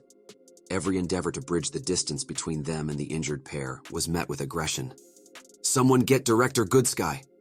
Professor Glory's command reverberated through the air. A surge of students hastened to heed her order, yet before they could depart, a jarring screech pierced the atmosphere. From the heavens above, a verdant owl descended, alighting before Arthur's vigilant bond. A curious exchange unfurled, an intricate dialogue of cayuse and hoots, language born of different species. "Are they communicating?" Prince Glader queried, his voice tinged with bewilderment. The exchange left Professor Glory similarly puzzled. Could creatures of mana, irrespective of their species, indeed engage in discourse? The ensuing minutes ticked by, an array of emotions converging in a cacophony of uncertainty. White and green forms seemed to speak in a realm that transcended human understanding. This surreal exchange persisted until Director Goodsky's arrival, a flustered yet resolute figure. Exhaling a breath of relief at the sight of the director, Professor Glory began to voice her thoughts, but Director Goodsky preempted her. "Please, I'll listen to the details later. We must convey these two to the infirmary. I'll personally escort them. Contact Guildhall and request the dispatch of 2 elite healers," she commanded, enacting a levitation spell to transport Arthur and the princess. Acknowledging the directive with a nod, Professor Glory swung herself onto Torch's back, ready to act on the newfound orders. Art woke up to a jolt of searing pain throughout his side and erupted in a fit of coughing. His whole body felt immersed in a concoction of different kinds of pain: stabbing pain, burning pain, throbbing pain, and the occasional tearing pain radiating through his entire body. Lacking the strength to even scream, he could only grit his teeth as he clutched the side of the bed he was lying on. They really needed to hurry up and invent anesthesia. After a few moments of adjusting to the agony he was in, he feebly turned his head to see Sylvie sleeping next to him. "How are you feeling, Arthur?" Director Goodsky's familiar voice came from the other side of the bed. Lacking the strength to turn his head again, he whimpered, "Never better. Why do you ask?" "If you have the will to answer sarcastically, I'm sure you'll be okay," she chuckled. If Art had had the strength to roll his eyes at her, he would have. "How's Tessia?" he asked instead, his voice hoarse. "Well, the good news is, Tessia is in a much better state than you," she said wearily. "Her body can't handle her beast will, I take it?" "How did you know that?" Director Goodsky came around to the other side of the bed so she could face him. "Because I was the one who gave her the beast will." Art tried to sit up, but the pain was too great. He gritted his teeth against it and continued, "Make sure no one knows that Tessia has a beast will, at least for now. I'd help her with the assimilation myself if I was able to, but I'll leave her to you." He could tell she had questions, but she held back for now. "I haven't let anyone other than the healers see either of you since you got to the infirmary," Director Goodsky said. "I have contacted the royal family, though, as well as your own. They should be coming soon. I had assumed she acquired the beast will from Virion, to think it was from you." She was silent for a moment, then said, "Get some rest, Arthur. Your body is unusually strong, and I don't think there will be any repercussions from moving around soon, but it's better to be safe than sorry. She headed to the door, but before she left, she added, "Thank you for saving Tessia." He gave her a weak smile and slumped back into sleep. Sylvie, licking his cheek, stirred Art from sleep sometime later. "Papa, are you feeling better now?" "Honey, Art's awake," a voice to his left said. His mother. He ignored the pain and turned his head. "Hey, Mom, when did you guys get here?" He gave her the best smile he could muster. "Are you okay? Director Goodsky hasn't told us exactly what happened yet. How did you get hurt so badly on the first day of school?" He could tell she wanted to hug him, but she held herself back. He was obviously not in the best state for that. Instead, she used a damp rag to wipe away the sweat dripping from his face, and he realized he was drenched. Art's sister leaned forward from the other side of the bed. "Brother, are you okay? Does it hurt?" His eyes widened in horror as she raised a hand to start probing him, but before she was able to touch him, Mother pulled her hand back. "You're already getting into fights, son," his father asked, smirking. "You should see what the other guy looks like." He managed a grin, making his father laugh. Art's mother gasped. She seemed to have taken him seriously and was perhaps actually imagining what the other person must look like. "He's only joking, Mrs. Leywin." Director Goodsky came into the room accompanied by the entire Aerolith family, including Tess, who was looking much better. "This..." His father took a step back in surprise as his mother gasped, covering her mouth. "Pleased to finally make your acquaintance, Mr. and Mrs. Leywin." Alduin Aerolith, Tessia's father and the former king of Elenoir, grabbed his stunned father's hand and shook it. The Aerolith family exchanged glances as they approached Art's parents. "We have always wanted to meet Arthur's parents. It is such a pleasure to meet you in person," Tessia's mother, Mariel, the former queen of Elenoir, said as she hugged his mother, who still had her hands over her mouth in disbelief. Approaching Ellie, Mariel patted her head gently. "You must be Arthur's little sister. It's lovely to meet you. I saw you at the announcement a couple of months back." His father seemed to have lost most of his speaking skills in their presence, which Art found surprising. He hadn't reacted this strongly, even when he'd met the king and queen of Sapin. "Greetings. I am Virian Aerolith, your son's former teacher." Grandpa shot Art a cheeky grin as he grasped his father's hand. Art couldn't think of a witty comment, so he just watched and smiled as his parents' gazes darted between the Aerolith family and him. "Hello.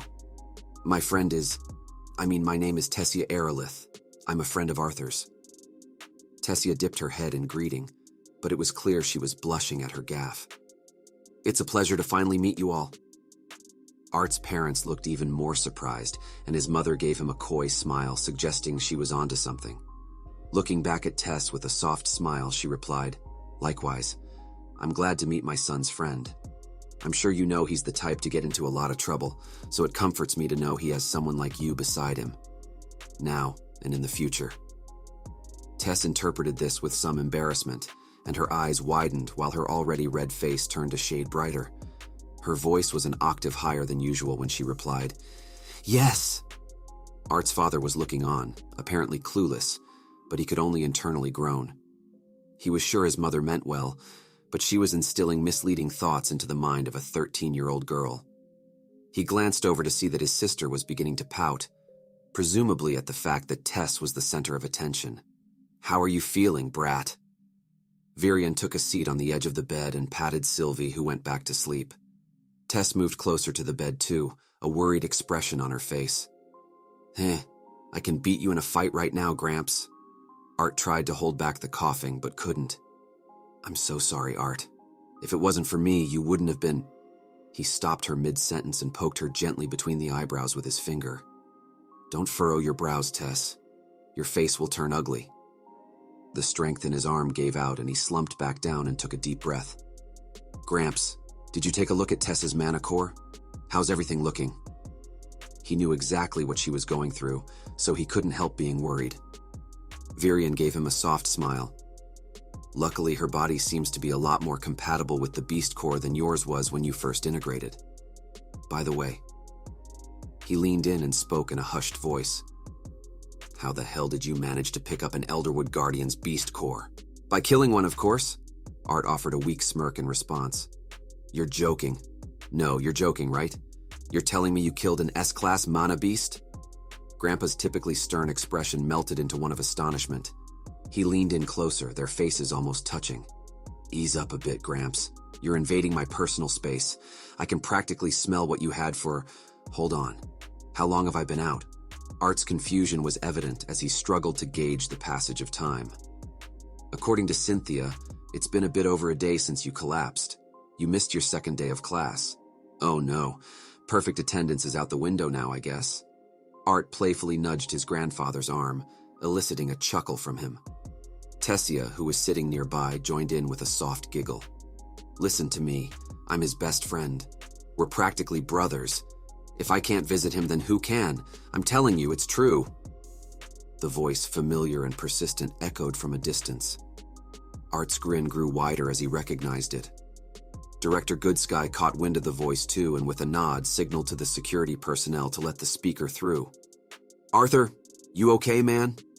Elijah hurried over, completely absorbed in his concern for his friend. You're late, and you didn't even bring any food with you? Art shook his head with an exaggerated sigh. I suppose you're doing fine if you're cracking jokes like that. A wave of relief washed over Elijah's features.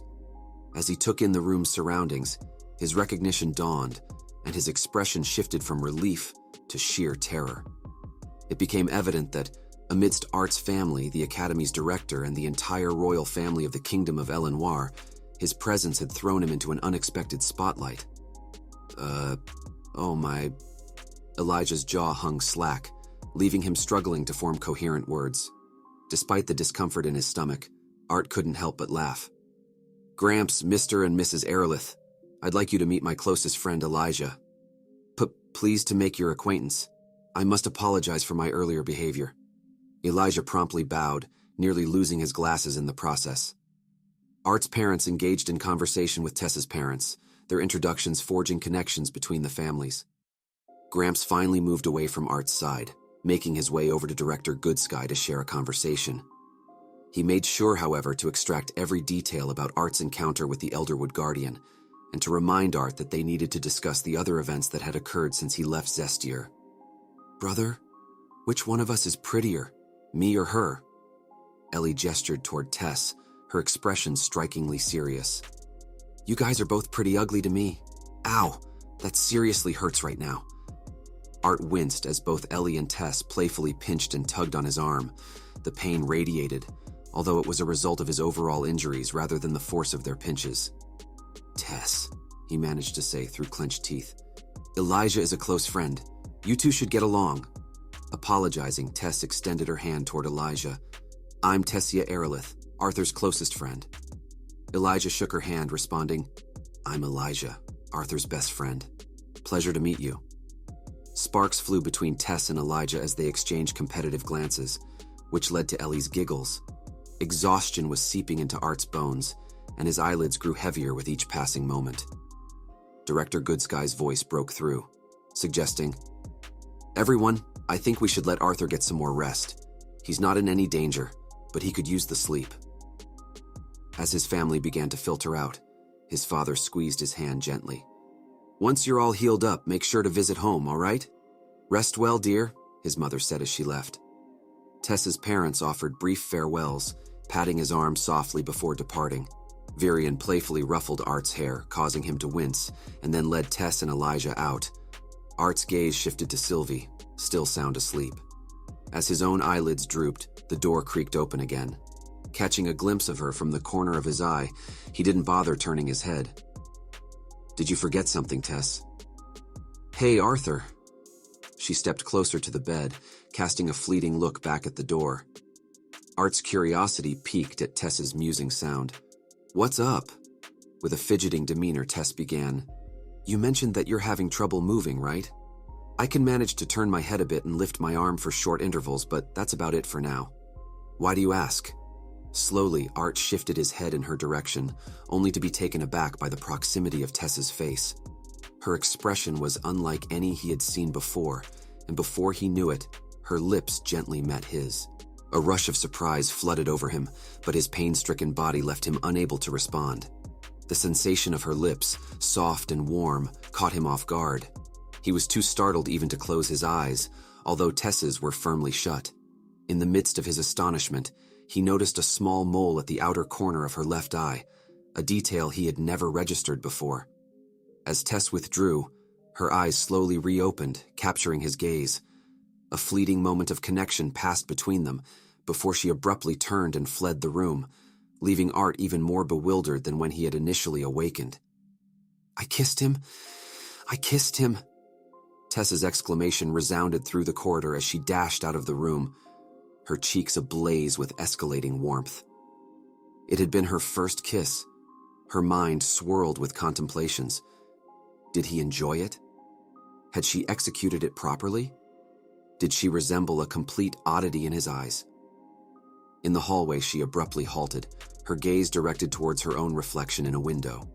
Positioned directly in front of it, she playfully recreated the act of kissing Arthur, seeking to assess her portrayal. "Oh no!" A declaration accompanied a self-inflicted head bump against the window, her embarrassment vivid. Through the glass pane, her forehead still in contact, Tess surveyed her features. His lips sure were soft. They were a bit chapped, but it felt nice, she mused while lightly touching her own lips. As her reflection sported a self-satisfied grin, Tess grappled with uncertainty. Had she crossed a line? What if he took it the wrong way, perceiving her as forward or even improper? She found herself slumping against the window, her body sinking to the floor. How would she manage to face him now? The fragile progress they had made was threatened. Was everything now ruined? The thought of being ignored by him on their next encounter was unbearable. A deep ache pulsated within her chest, tears threatening at the corners of her eyes. The idea of returning to his room and disguising the incident as a jest flickered briefly. She pictured herself bursting into the room, laughter filling the air as she teased him. "Got you! Ha-ha! You actually believed it!" The silliness of the plan weighed heavily on her, prompting another groan. But then a defiant thought arose. No, she had acted correctly. Progress couldn't rely solely on Art's initiative. His tendency to treat her like a child during their interactions needed to change, and her actions were a step in that direction. It was for the better. "Yeah!"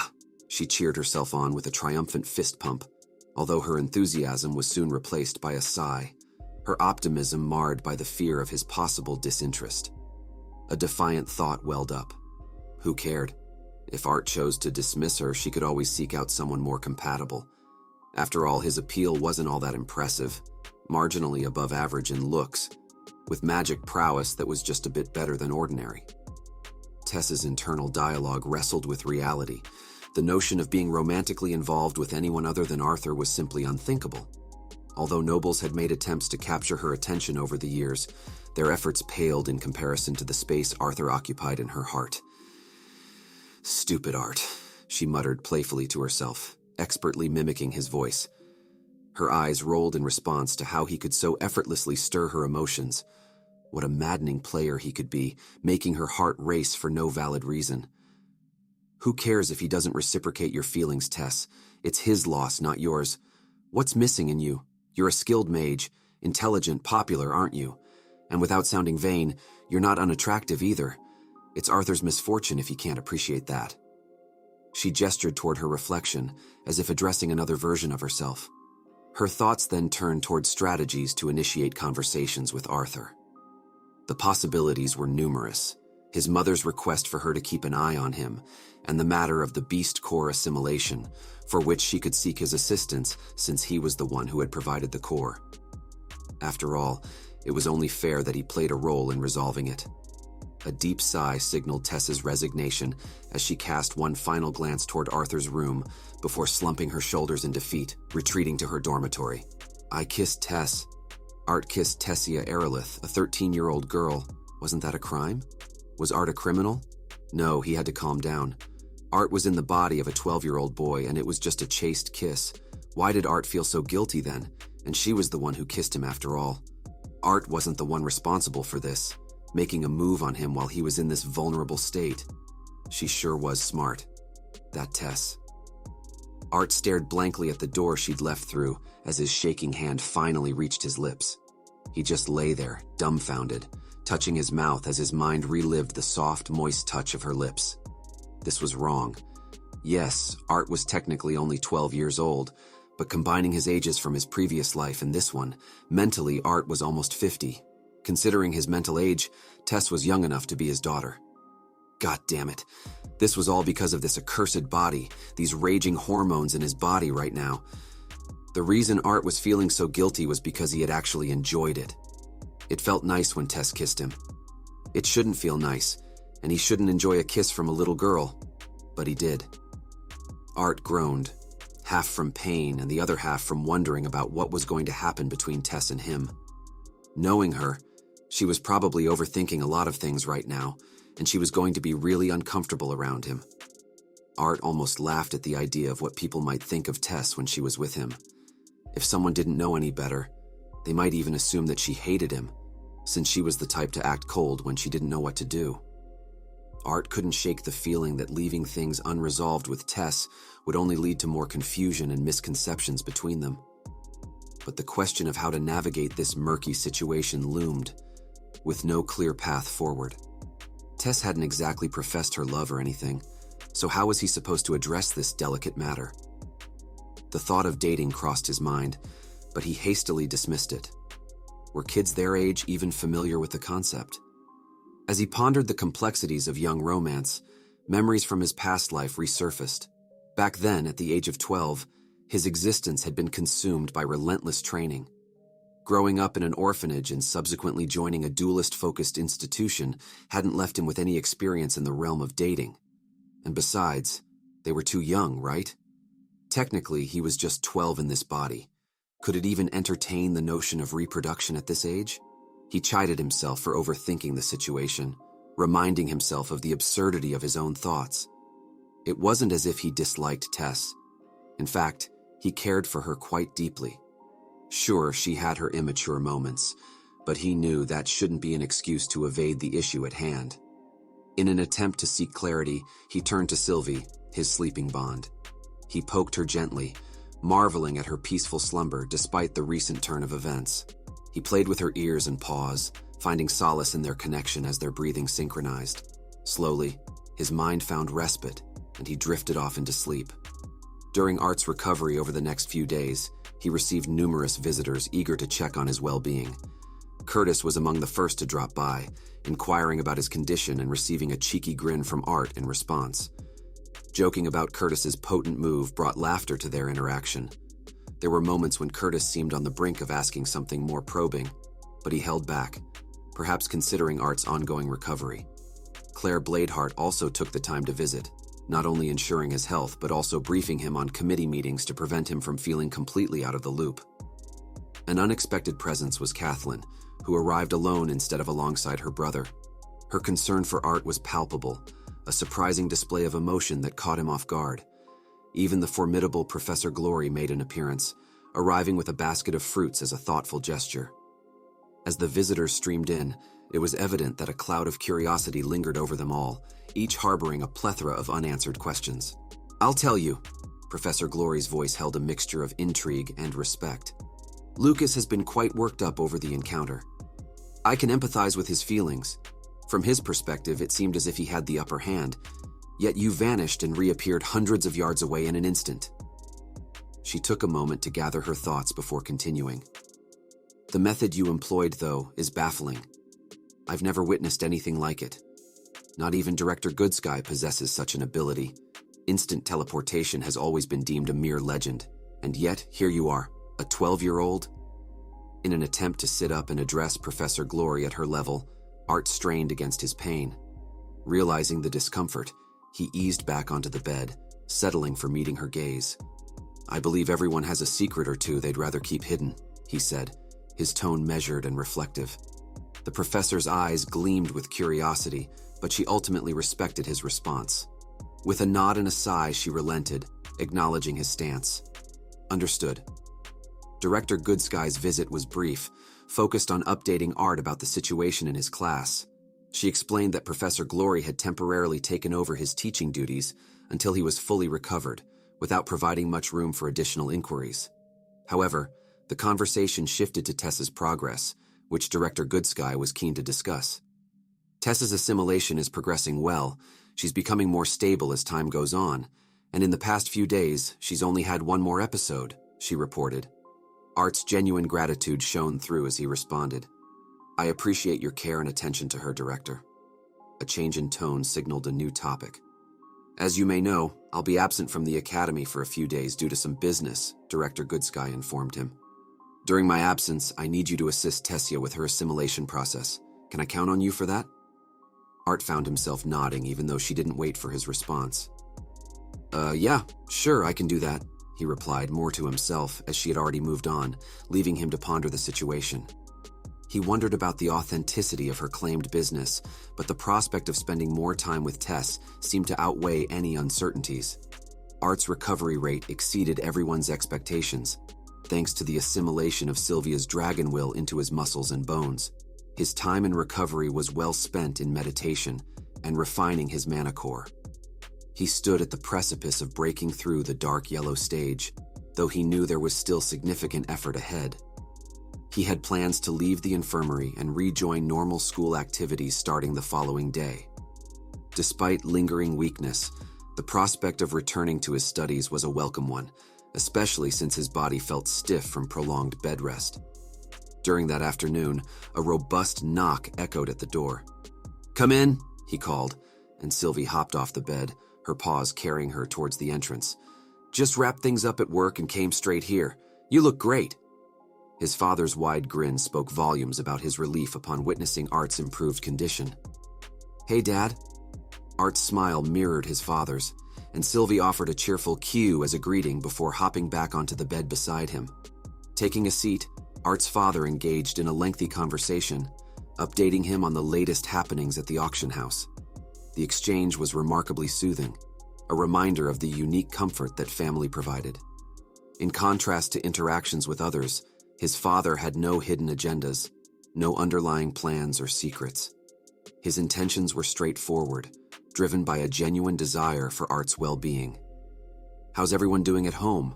Art inquired, feeling as if it had been quite a while since he last shared moments with his family, even though the timeline suggested otherwise. "Oh, the usual. Your mother keeps herself busy with her friends. Your sister, on the other hand, is giving us quite a run for our money." His father chuckled, a sign of parental amusement. "Maybe we had it too easy raising you, but Ellie can be a handful sometimes. I find myself at a loss with her." His fingers scratched his head, and Art noticed a few more lines etched on his father's forehead.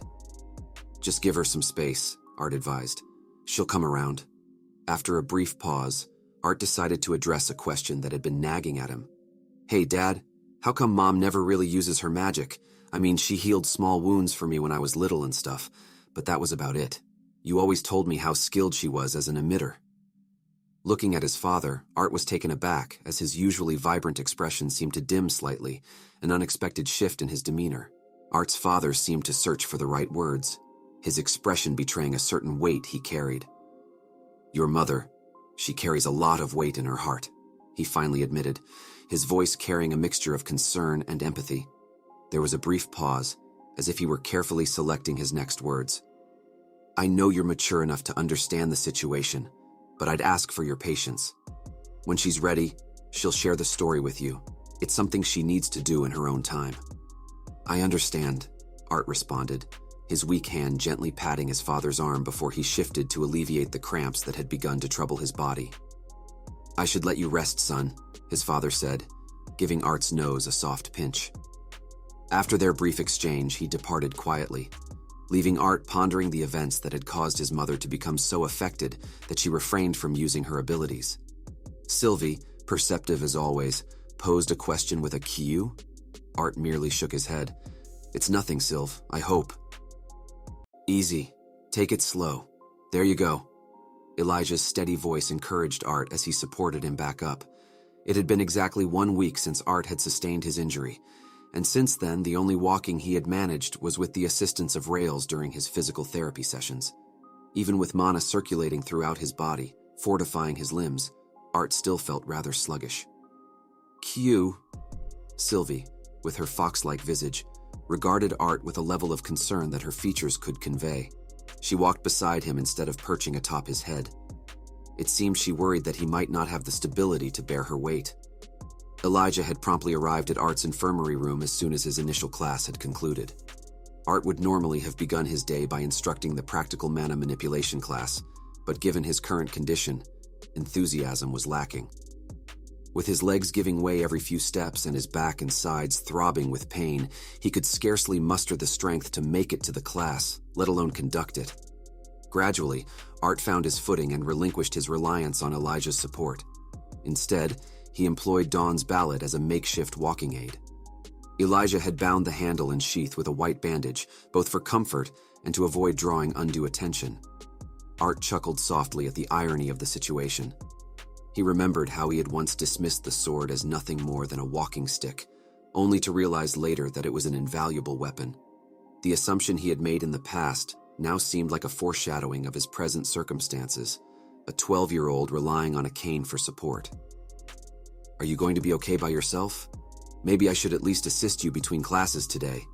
Elijah's brow creased with concern, and he remained close to Art, prepared to lend a hand if Art were to stumble. "I'll manage," Art replied, lacking the certainty that he wouldn't fall, but also not wanting to burden Elijah by keeping him constantly by his side. Elijah's brows remained furrowed behind his glasses as they reached the entrance of the classroom. It was clear that he was reluctant to let Art go on his own. "Arthur, let me assist you." Princess Catherine's voice reached his ears, and he turned his head to witness her hastening towards him, leaving her group of friends behind. Before he could respond, she enveloped him with one arm around his waist and slid beneath his arm, providing support beyond his reliance on the sword. All right, thank you," Art responded, stealing a glance at Elijah, who stood with his mouth agape. Elijah gestured with 2 fingers, silently mouthing the word princesses, but Art simply shook his head and redirected his attention to enter the classroom. "I heard our new professor is finally coming today." "I know. I still can't believe it, though. How can the director even think about putting an underclassman in as a professor? Anyone should be better than Professor Geist, right? Don't jinx it, man. Hey, there he is. The disciplinary committee officer who bested Geist. Why is he walking with a limp?" As soon as Art entered, the ongoing conversations shifted to hushed murmurs about him. "I'll be all right now, Princess Catherine. Thank you," Art said, gently withdrawing his arm from her support. "You might need assistance with the stairs." Her unemotional countenance belied the concern in her voice. Art shook his head and motioned for her to lead the way. Sylvie trailed close behind as Art navigated towards the center of the room, moving unsteadily towards the portable podium stationed at the heart of the small amphitheater. Upon reaching it, he released a sigh of relief and leaned onto the podium, which happened to be a tad too tall for his stature. His gaze lifted, catching sight of Fayrith seated at one of the desks, his curiosity evident as he observed him. When Kathleen settled at her own desk, she cast a backward glance. Art responded with a smile from his spot in the room's center, yet her expression seemed almost tinged with apprehension. The conversations in the room gradually fell silent as more and more of the young mages caught sight of Art leaning against the professor's podium. "I'm not sure how many of you know my name, but I believe most of you at least know who I am. My name is Arthur Leywin. I'm a disciplinary committee member, the only son of 2 wonderful mages, a doting brother, and your new professor. Let's get along," Art addressed the class, his voice projected clearly. He paused, observing the class's reaction. Though they had undoubtedly heard the rumors, most of the students occupying the classroom remained momentarily quiet before the space filled with murmurs of disbelief, bursts of anger, and disbelieving laughter. "I can't believe it! I thought it was a joke," one of the second years exclaimed. "What makes you good enough to be the professor?" A short first year challenged with a bark in their voice. "Who do you think you are?" Art released a weary breath, briefly indulging a mental escape into the fantasy of teaching the class while comfortably reclining. This would have been significantly smoother if Professor Glory or Director Goodsky had officially informed the class about Art's teaching role. A formal document, or even a name badge, would have lent some credibility to his status as the new professor. However, neither of those had been provided, leaving the atmosphere charged with rumors, and Art's announcement acted as the spark igniting an explosive reaction. Given Director Goodsky's nature, Art couldn't help but consider if this situation had been orchestrated intentionally. It wouldn't be out of character for her. Director Goodsky has designated me as the professor for this class for the remainder of the semester, and this is insane. I'll be filing a complaint. Quiet! The room grew more tumultuous as protests echoed throughout the space. Art glanced at his fellow committee members. Fairith's sharp visage revealed a mix of astonishment and concern, while Kathleen's expression held a sense of bewilderment. Just because you bested the former professor doesn't automatically make you exceptional. Do you truly believe you could have emerged victorious if Princess Kathleen and Fairith hadn't already worn him down? A second year leaped from the floor to the stage with a resounding thud, his landing punctuating his words. What do you think you're doing? Art's tone held an edge as the student advanced towards him. The student bore a sturdy physique, yet from his deficient mana flow, it was apparent he could only enhance select portions of his body. I've developed a sudden interest in becoming a professor, he retorted with a derisive grin. It seems all I need to do is what you did. Knock the instructor flat. Art surveyed the room's occupants. Half the students appeared apprehensive, wary of being swept up in another classroom spectacle, while the remainder cheered the approaching student on. Returning his attention to the boy steadily making his way closer, Art uttered a single command. Sit. Abruptly inundated by a substantial surge of mana, the burly student crumbled onto his rear, generating enough impact to send ripples through the stage beneath us. A weighty hush fell over the room as Art, albeit limping, approached the bewildered and chagrined student. He loomed over him, quiet and unyielding, affording the student a moment to fully grasp his predicament. Director Goodsky didn't see fit to provide me with any formal documentation, but whether you accept it or not, I am the one tasked with instructing this class.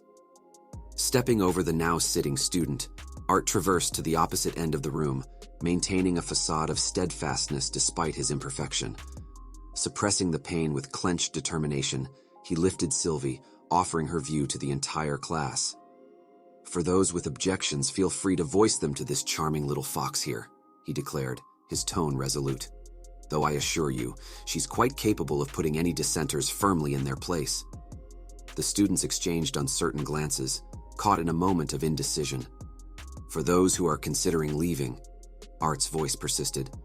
I won't stand in your way. Indeed, I'll facilitate your transfer to another class of your choosing.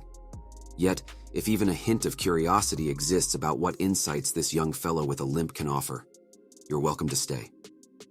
He indicated the door, affording a few beats of time. Whether it stemmed from his earlier demonstration with the second year or genuine intrigue in the subject, none of the students chose to exit. Art shifted his gaze toward the second year who had earlier taken it upon himself to showcase his limited ability. Now, if you wouldn't mind returning to your seat, I shall commence the lesson. Flushed crimson, the student hastily returned to his seat, his haste evident. Art took his time, maneuvering with a noticeable limp to the center of the stage, then leaned onto the podium for support. Sylvie bounded onto the podium, her eyes narrowing as she scrutinized the class. In light of this being the practical mana manipulation class, let's start with a practical question. What method is most effective for harnessing mana from the ambient surroundings? Almost instantly, a beak-nosed human student sporting a ponytail shot her hand up. Art acknowledged her with a nod. Mana is most efficiently harnessed by drawing in the naturally occurring mana from the atmosphere into the mana core. There it can be condensed and refined for deployment during spellcasting or techniques, she replied, wearing a self-satisfied expression that broadcasted her pride in her response. Good. Now, as you're all aware, the distinction between augmenters and conjurers lies in the fact that augmenters predominantly utilize the mana within their cores through their mana channels. In contrast, conjurers directly absorb mana from the surrounding atmosphere through their mana veins. So, why do both categories of mages engage in meditation and mana absorption if only augmenters effectively channel absorbed mana into their cores? Art posed the question without singling out any individual. The same confident girl's hand shot up again, only to retreat as she mulled over the question. While augmenters channel mana into physical attacks, Kathleen responded with a calm expression, thus conserving the mana used, conjurers manipulate the spatial environment in which the spell takes shape, demanding a higher mana consumption. Consequently, conjurers rely on the purified mana within their core as a reserve, safeguarding against potential repercussions. Correct. Now for the final query, does the hue of a conjurer's or indeed an augmenter's mana core genuinely provide an accurate gauge of the mage's prowess? Art leaned in slightly, shifting his weight from his left leg to his right. Cathelne's usually composed countenance contorted in contemplation. Keep that in mind, Art directed, as each of you proceeds to the stage and lines up behind me, conjurers to my left and augmenters to my right. While some discontent murmurs echoed, eventually everyone ascended to the stage and assumed their positions. For this exercise, I want each of you to initiate the most fundamental spell aligned with your affinity. Conjurers, refrain from using a wand, he instructed.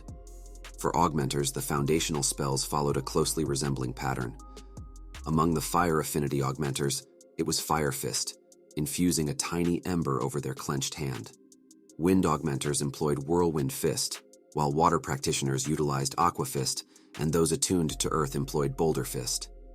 After attaining mastery over their respective elements, augmenters first learned to integrate the element into their hands, their most accustomed appendages. These mages were enrolled in the institution due to their distinguished lineage, their inherent aptitude evident in their rapid manifestation of elements. While it had taken Art's father over 2 decades to actualize a flame, these adolescents, aged 12 to 14, were already proficient. The discrepancy underscored the influence of genetics, a reality Art himself couldn't refute. As for the conjurers, the elementary spell revolved around amassing elemental mana into a sphere and subsequently propelling it. Fire experts engaged in Fireball, wind users manipulated Wind Bullet, water practitioners conjured Water Bullet, and earth adepts cast Stone Bullet. Conjurers enjoyed a certain advantage, given that they didn't necessitate direct element formation within their bodies. Instead, they harnessed specific mana particles from their surroundings, channeling these energies into spell invocation. The variance in conjurers' elemental specializations depended on their proficiency in detecting and manipulating specific elemental mana particles present in their vicinity. Leaning against his palm, Art observed both categories of mages as they readied their spells. Among the augmenters, a collective focus descended, their dominant hands clenched before them. After several protracted moments, the manifestation of their spells became apparent as distinct elemental layers enveloped their fists. The time span required for this accomplishment exhibited marginal variation, scarcely significant. Simultaneously, the conjurers engaged in soft chants, radiating a spectrum of colors from the spaces before their palms, in alignment with their elemental affinities. Art observed that Faerith and Cathelne notably required less time than their peers to complete their spell formations. Distinguishing between the augmenters' and conjurers' spells proved rudimentary. Augmenters encased their fists with elemental energy, while conjurers manifested elemental clusters in front of their palms. And now, augmenters, your objective is to propel your spell forward. For the conjurers, I'd like you to absorb the spell you've conjured into your hand, Art instructed, proffering an innocent smile to the class, which met his expression with puzzled stares. After a brief pause, they comprehended that Art wasn't joking. One by one, they embarked on their endeavors, confronted with a concept that defied their customary approaches. Art observed as the augmenters collectively grappled with their efforts, each endeavor concluding in failure. Some bellowed while gesticulating frantically, and others attempted chants to no avail. The scene verged on comical. One student even assumed that loudly shouting "fire" might yield success. The conjurers fared no better, their endeavors culminating in cuts, burns, dampness, and contusions. Following several minutes of struggle, most relented, directing accusatory glances Art's way. Even Faerith and Cathelne displayed traces of skepticism. "This is ridiculous. We're all aware that only seasoned augmenters can execute long-range spells," one of the augmenter students protested. "Exactly. And besides, why bother absorbing a spell we've conjured and prepared?" a disgruntled elven student lamented, nursing her bruised hand. With Sylvie remaining perched atop the podium, Art limped to the stage's far end, distanced from the students. Taking a beat to focus, He aimed toward an open expanse nestled between the conjurers and augmenters. A gust of wind materialized around his hand, propelled forward and slicing through the air past the students. By the time it encountered the metallic wall behind them, the air bullet had dissipated benignly. "Big deal," one student scoffed. "Most augmenters can pull that off by reaching the orange stage." Granted, achieving that isn't overly complex, but Art lifted his other arm, directing a concentrated stream of compressed air directly from his palm.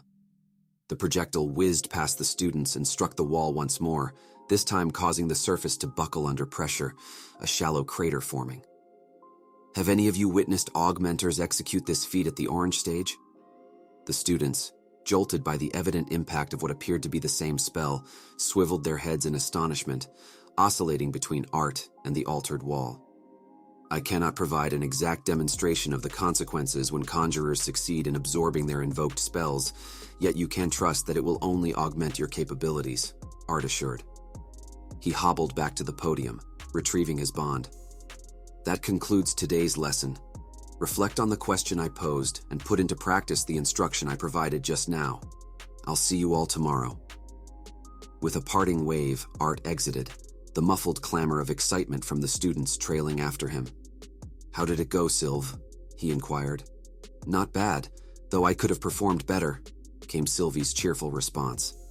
Taking in a deep breath, Art settled onto a nearby bench outside. He recognized that he had concluded the class a tad prematurely. The campus exuded a tranquil ambiance. The majority of students remained within their respective classrooms. It had been a while since he grappled with such a sense of vulnerability, yet the act of rising and ambling about proved restorative. Perched leisurely, he observed Sylvie in pursuit of a butterfly across the lawn before the sound of approaching footsteps reached his ears. "Is this spot already claimed?" a voice inquired. Art turned his attention, discovering Princess Kathleen leaning forward, positioning her visage at his eye level. "No, feel free," Art replied, inching slightly to his left to create more space on the bench. Kathleen cautiously positioned her handkerchief on the seat, then settled atop it, smoothing out her slightly disheveled skirt. In shared silence, they observed Sylvie's tenacious capture of the butterfly, subduing the fluttering creature beneath her paws. "My brother informed me about the incident. I apologize." Kathleen's tone gradually lowered toward the conclusion of her statement. Art's gaze remained fixed on Sylvie as he responded with a soft chuckle. "Why apologize as well?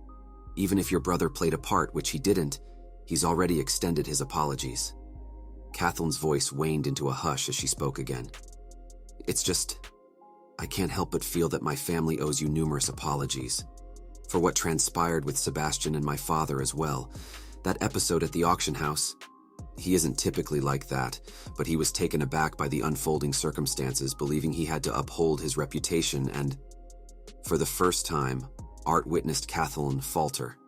The usually composed expression on her face gave way to a blush, her features assuming a hint of panic as she endeavored to convey her sentiments. Art couldn't help but laugh, prompting Kathleen to abruptly cease her speech.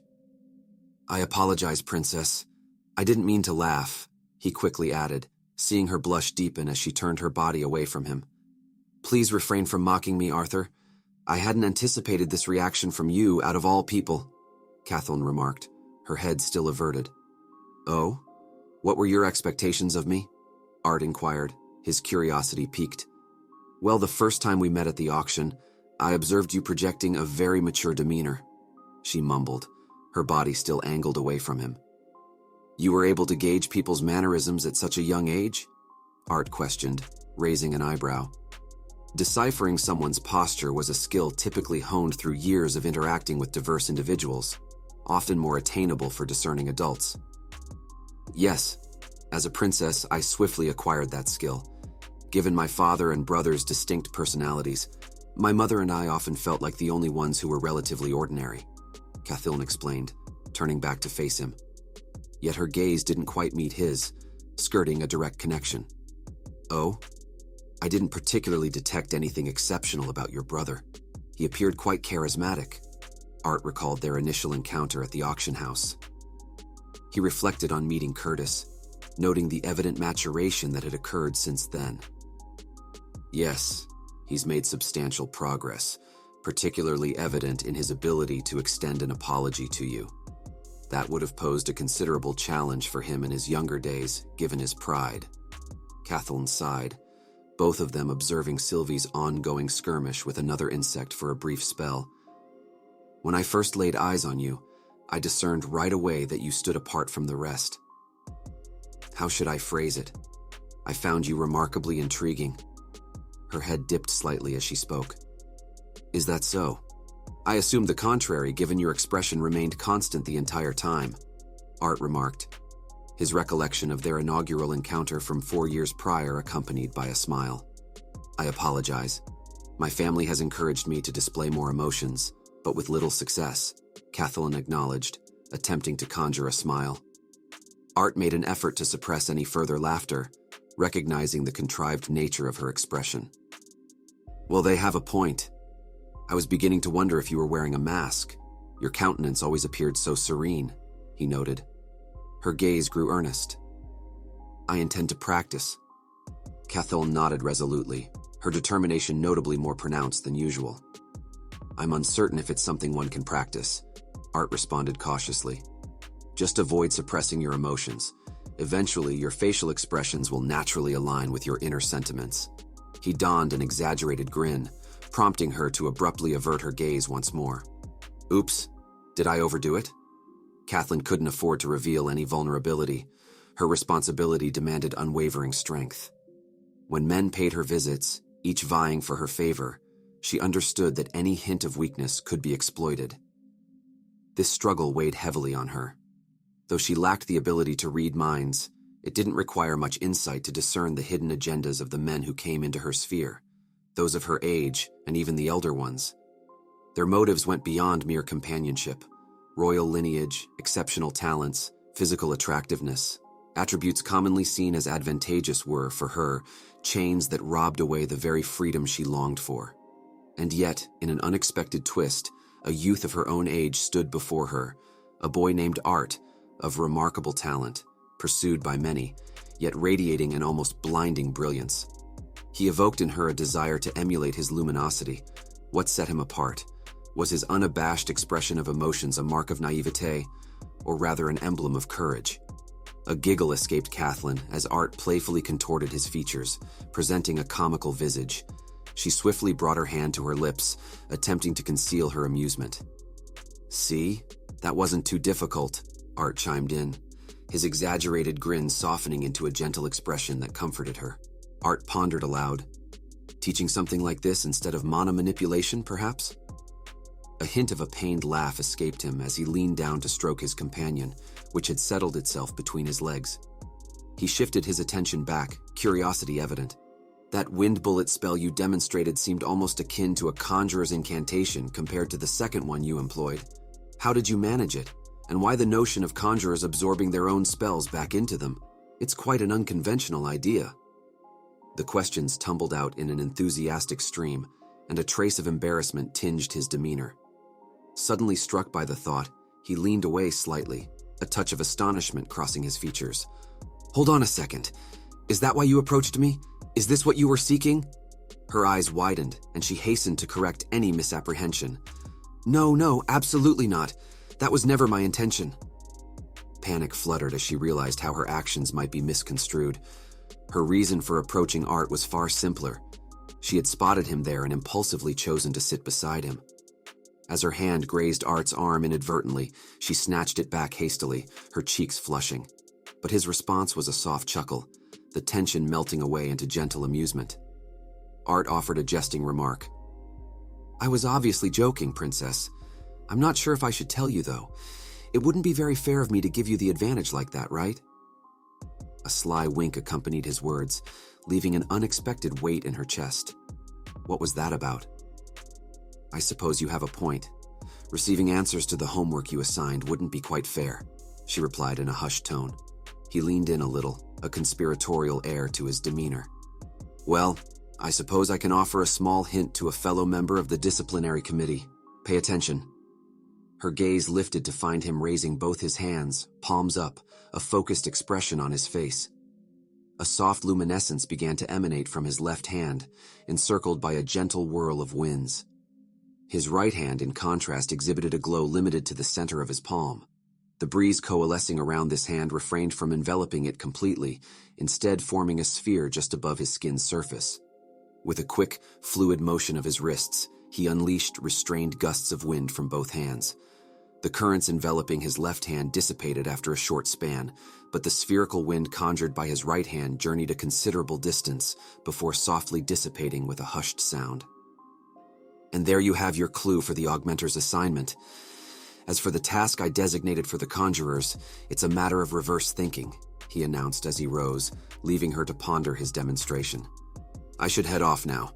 If you find yourself in need of more lessons on reading facial expressions, don't hesitate to reach out. He feigned an exaggerated scowl, followed by a mischievous grin that nearly coaxed a laugh from her. She managed to smile as he sauntered away, his loyal companion bounding alongside. Left alone on the bench, she realized a strange sense of emptiness settling in, as if the space had grown too vast for just her presence. Psst, I heard you got hurt on the first day of class. Are you okay? Emily's thick glasses shifted down as she leaned forward next to Art, whispering in the middle of class. They were learning about the basic components that made up different types of artifacts. All of a sudden, a piece of chalk flew straight at Emily, disappearing somewhere into her curly hair. Gideon gave a light cough, his hand still outstretched after throwing the chalk at her. Miss Watskin, please enlighten the class as to the primary component of a basic light-producing artifact. The basic light-producing artifact is made up of the foundation crystal, fluorinate, found abundantly near the outskirts of Sapin and also in the kingdom of Darv. After fluorinite is refined, it will constantly let out a dim light, so in order to control the output of the ore— Okay, that's enough. Sheesh, I just asked for the material, Gideon grumbled, cutting Emily off mid-explanation. Giving a small shrug, she took out some paper to write on, then made futile attempts to scavenge the piece of chalk buried somewhere deep in her hair. They exchanged notes for a while, corresponding about recent events. Art, however, skimmed over the details, reluctant to transform the exchange into a lengthy narrative. Yet, due to the scarcity of details from his side, Emily found herself unable to piece together the full picture, which left her both frustrated and curious. Something doesn't seem right, Emily remarked, eyeing Art as they exited their class. For their homework, they had been tasked with a mini-project, which involved assembling a light-producing artifact, abbreviated as LPA. As they headed towards the mess hall for lunch, Emily persistently prodded Art with questions about the altercation. You're overthinking it, Emily. I'm more concerned about the project Gideon assigned us. I feel completely lost after missing the first week, Art confessed, and this was an honest statement. His sharp critical thinking skills and a hazy recollection of past technological knowledge enabled him to make connections and comprehend more than most first-year students.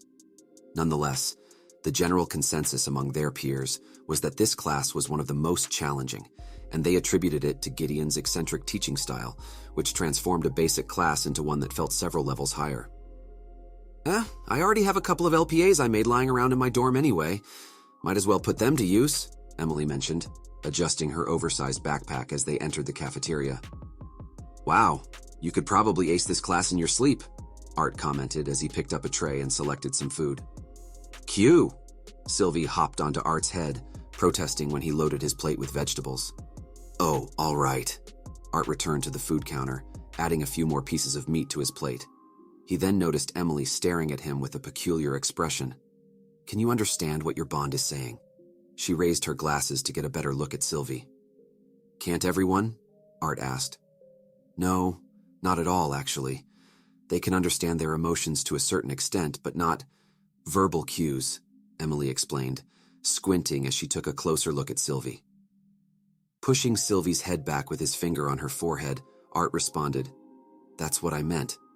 I felt my bond complaining, and I just inferred that it was because I had picked up vegetables. You're overthinking things again, Emily. Yeah, I guess you're right. She's cute, though. Emily shrugged and prepared her own plate. Ah, there you are, Art. Director Goodsky wants— Oh, hello. Elijah stopped in his tracks as he realized Art was with a friend. Hey, Elijah, this is Emily. Emily, Elijah, Art introduced, his gaze shifting between his friend and the simmering beef in his hands. Nice to meet you. Emily said, smiling and awkwardly maneuvering to slide a hand out from underneath her food tray. A pleasure to meet you, Elijah responded as he shook her hand, wearing a curious expression. Anyway, Art, you need to head over to your training room. Director Goodsky, remember? He shot Art a meaningful look, indicating the urgency of the matter. Oh, wait, now? Art stared down longingly at his food. Yes, now. Elijah gently took away Art's tray while he attempted to scarf down as much food as possible. Sylvie used her tongue to sweep a big portion of the meat into her mouth as Art placed the tray next to the trash bin. You two get acquainted. I'll talk to you later. Art waved at his friends as he left, and they waved back. Director Goodsky had provided Art with the location of his private training room while he was in the infirmary. This room was known for its heightened mana density, which would aid in Art's training. I wonder what Director Goodsky wants. I should give her an earful about class today. Art mused aloud to no one in particular as he and Sylvie embarked on their journey toward the room. All the training rooms were situated in a complex network beneath the library, so it was customary for a staff member to escort first-time visitors to ensure they reached the correct location. Normally, only upperclassmen were permitted to utilize the rooms for a couple of hours at a time. Art, however, was fortunate to have a private room all to himself. There were 2 entrances in the library building, one leading to the actual library, and the other to a waiting room designated for access to the training facilities. After entering the waiting room, Art slowly traversed past some upperclassmen until he reached the front desk. Hi, my name is Arthur Leywin. Not entirely certain about the purpose of his visit, he hoped the lady at the front desk could guide him once she knew his name. Ah, yes. Today is your first time visiting the room, correct? The lady, dressed in a tailored suit reminiscent of a concierge at a luxury hotel, inquired. Yes, Art affirmed with a nod. The lady then bent down and opened a drawer. Please place both palms on this stone. Make sure the tips of all your fingers are flat, the lady instructed, as she held out a flat tablet adorned with various etched inscriptions in both hands. Art followed her directions and sensed a brief numbing sensation radiate through his hands as the lady activated the tablet. Perfect. I'll show you to your room. Please follow me, she said, guiding him towards a room at the rear. There, a burly man well over 6 feet in height, brandishing a spear, stood sentry at the door. The room he guarded turned out to be an elevator of sorts, constructed from an assortment of gears that Art presumed were powered by mana cores or some other mana-producing mineral. Wow, I didn't know anything like this existed here, Art exclaimed in amazement, reminiscing about his last elevator ride. It has actually been built quite recently and hasn't yet spread around the country. The ingenious artificer Gideon designed this device. I'm sure you've heard of him. Currently, he's a professor here, the lady responded, sharing Art's admiration for the elevator. More than heard of him, he's actually one of my professors. The way he teaches his class, I wish he wasn't such a genius, Art remarked. Here we are.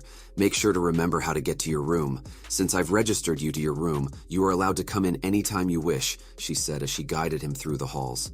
That scary scarred man won't stop me? Art asked, pointing up with his sheathed sword. She burst out with a surprised laugh. Oh no, he won't stop you. Ah, we've arrived. They had reached the end of the hall, where there was a large set of double doors without any handles. This door seems different from all the other ones, Art noted, turning his head back to compare. Yes, Director Goodsky seems to place quite a bit of emphasis on your training, she replied with a charming smile. Yet she didn't even bother to tell my class who their new professor was, Art muttered under his breath. Excuse me. The lady tilted her head in confusion. Ah, nothing. So how do I open this? Art asked. Sylvie had jumped off his head and was excitedly hopping in place in front of the double doors. If you place either of your palms against the door, it will open automatically. If you need any further assistance, there is a communication device inside which you can use to contact me. If you are hungry, I can also send someone over to bring you some food, she explained, bowing and waiting for Art to open the door. Art raised his hand, ready to open the door. Thank you. What was your name? Please call me Chloe. I wish you a fruitful training session, she replied. Got it. Thanks again, Chloe. Art turned back and placed his right hand on the double doors. With a loud engine-like noise, The area where he placed his palm glowed, and streams of light branched out.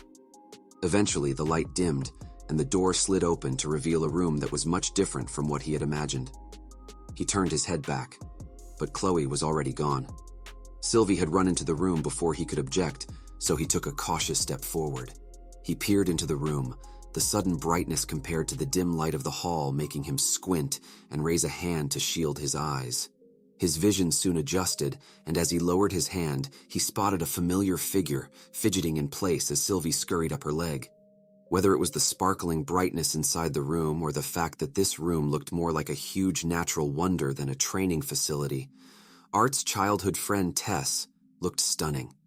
She stood before him, wearing a loose white training robe and cuddling her cheek against Sylvie, who was perched on her shoulder. "Hi," Tess said, keeping her head lowered as she cast her eyes up at Art. Art stepped forward as the door closed behind him. The floor underneath him was grass, and there was a large pond with a waterfall as well. Huge boulders and trees surrounded them, making him feel as if he were in a dream. Snapping out of his momentary daze, he scratched his head with the hand that wasn't holding Dawn's ballad. "Hey, Tess," he said with an awkward smile. "Should we get started?" Tess put Sylvie down on the ground before she shyly began removing her robe. "Wait, what? Get started with what?" Art almost tripped backward as he saw her bare shoulders. "The assimilation. Grandpa told me it would work better with less clothes in the way," Tess explained. Art looked away as the robe slipped from her shoulders. When nothing happened, he glanced back. Tess's face was bright red, but he was relieved to see that she wasn't entirely nude. Gauze strips covered her chest. Ah, right. The assimilation. Wait, what? Art wasn't sure whether to blame Gramps for his misleading message or Tess for her excessive enthusiasm. Assuming that's even true, I'm sure he didn't mean to get stark naked. Art covered his eyes with his hand. "Shut up. How was I supposed to—" Tess fell to her knees with a moan, her face a mask of pain. Art moved as quickly as his injured body would allow, putting Dawn's ballad back into his dimension ring as he went. Kneeling down next to her, he placed his palm on her warm, pale back. He felt her body tremble in pain, and he was taken aback by how frail she looked. Despite being a powerful mage, physically she was still a skinny 13-year-old girl. Removing the seal from his wrist, Art willed mana into Tess's body. Utilizing all 4 elements, he meticulously controlled the mana, allowing it to permeate her system and counteract the mana emanating from the Elderwood Guardian's beast will. What Virion had done while Art was assimilating had merely eased his pain, but by employing a well-balanced blend of mana from all 4 elements, he could assist Tess's body in resisting the beast will. Although he had never tested this technique, it was rooted in the same principles he had employed to awaken Lilia and his sister.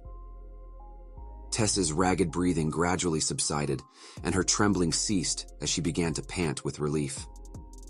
Art gently lifted her robe to cover her, then made his way to the pond to splash cold water on his face. He needed to calm down. After a few moments, he felt his racing heart start to slow, but he was startled when he heard Tess approaching, with Sylvie trotting behind her. Squatting down next to him, she fixed her gaze on him as if she had something important to say, her flushed and fatigued face still sparkling. After a moment of hesitation, she spoke in a determined voice. "Art, can we talk?" Tess inquired, her eyes firmly locked onto his. "Sure. It seems like there's a third party at work here trying to make us talk anyway," Art replied, settling back and resting on his arms, his face still wet from the splashed water. "About the kiss. Are you mad?" Tess's face was flushed red, betraying her nervousness beneath her concise words. "I'm not mad. I was surprised, but I'm not mad," Art admitted. He couldn't deny that he had been aware of Tess's feelings for him ever since their time living together in Elenoir. There was a momentary silence during which Tess seemed to be awaiting Art's response. However, he found himself at a loss for words. It wasn't as simple as merely deciding whether he liked or disliked Tess. While he leaned strongly toward the former, the situation was far more nuanced. It wasn't uncommon for children, particularly royalty, to be betrothed at the age of 13 or 14. Nevertheless, another factor complicated matters. He still saw the girl before him as a child. Suppressing the urge to sigh deeply, Art pondered his own expertise in combat and politics, contrasting it with his lack of knowledge regarding the basics of love. or whatever it was that existed between them. "Arthur, what are you thinking about?" Tess inched closer, her brows furrowing with greater intensity. Her penetrating gaze made him uneasy, but he realized that this was an issue he couldn't keep avoiding. "Tess, we've known each other since I was 4, Art began, recalling their shared history. "The first time I saw you, you were being kidnapped. After I saved you, your parents were kind enough to let me stay in your castle. It was all kind of intense, and our families get along, but—" He paused, taking a deep breath. Tess wore an impatient expression. "I don't understand what you're trying to say," Art continued, his words slightly hesitant. "Tess, we're still so young. I mean, I'm only 12, and you've barely turned 13. I know it's not weird for a girl your age to get married, especially since you're royalty, but I don't have that background." He realized he was stumbling over his words. "Art, I know you well enough, and right now you're just making excuses," Tess responded firmly. "You and I both know I didn't mean we should get married right away. I just want things to progress. Even back in El Noir, you always treated me like I was younger than you. It's been almost 8 years since then, Art. I have a lot to learn, but I don't consider myself such a child anymore." Her stern gaze softened as she attempted to reason with him. "It's because I've known you since we were both children that it's harder for me to see you as anything more, at least right now, Tess," Art explained, his words sounding like excuses, but he remained resolute. "And it hasn't even been that long since we reconnected after such a long time apart." Tess's hair obscured her face as she stared at the ground. Suddenly, she sprang to her feet, her face flushed with tension, as if holding back tears. "So you're telling me that all this time you haven't once thought of me as anything more than a childhood friend?" Her lips were pursed in frustration. Art couldn't bring himself to meet her gaze and averted his eyes. He didn't know how to respond. There had indeed been moments when he questioned his feelings for Tess, but his conscience always held him back. Despite living 12 years in his current body and acting his age for the most part, he still carried memories of nearly 40 years from his previous life. Those memories included children at an orphanage calling him uncle, and he couldn't help but view Tess in a similar light. "I see," Tess whispered, interpreting his silence as an answer. She turned abruptly and stomped towards the door of the training facility. Just before leaving, she opened the door and spoke without facing him. "You know, Arthur, you're so confident about so many things. Magic, fighting, using your brain. You're so confident in all these things you do because you're good at them. But you know what? There are things you're not good at. You're not good at confronting your feelings. You always put on a mask and pretend you're happy or unaffected when you can't handle a certain situation. I think in that sense, you're a lot less mature than you make yourself out to be. You're just using your confidence in your strengths to mask your insecurities about the things you know you're not good at." With those words, the door closed behind her, leaving an eerie silence that not even the sound of the waterfall could dispel. "Papa's a dummy," Sylvie muttered, curling up a few yards away and turning her back to Art. Sitting in front of the pond, Art was left stunned by Tess's parting words. He had to admit, in some aspects, she might be more mature than he was. Even in his past life, aside from being a great fighter, he didn't consider himself an impressive man. While he possessed charisma and character to appeal to the masses, in terms of interpersonal relationships, he saw himself as mediocre at best. He had grown up avoiding long-lasting relationships, viewing them as potential vulnerabilities that could be exploited. To be the best, he believed he had to be completely devoid of weaknesses, and having a romantic partner would, in his mind, eventually lead to his downfall. This perspective had only grown stronger since entering this world. Having a family he would willingly sacrifice himself for reminded him of his true vulnerability. Regardless of his personal strength, if someone were to kidnap any of his family members, he would be powerless. The idea of having a lover, someone he could call his other half, was undeniably appealing, but it also invoked a deep sense of fear within him. Art clipped the bracelet back onto his arm, sealing his fire and water attributes.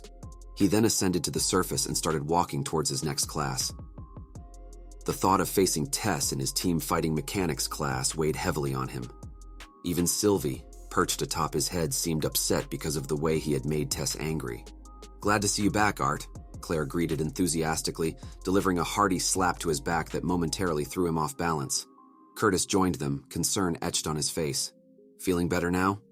I'll probably have to sit out for a few more classes, but I'm okay, Art responded with a weak smile as they reached the field.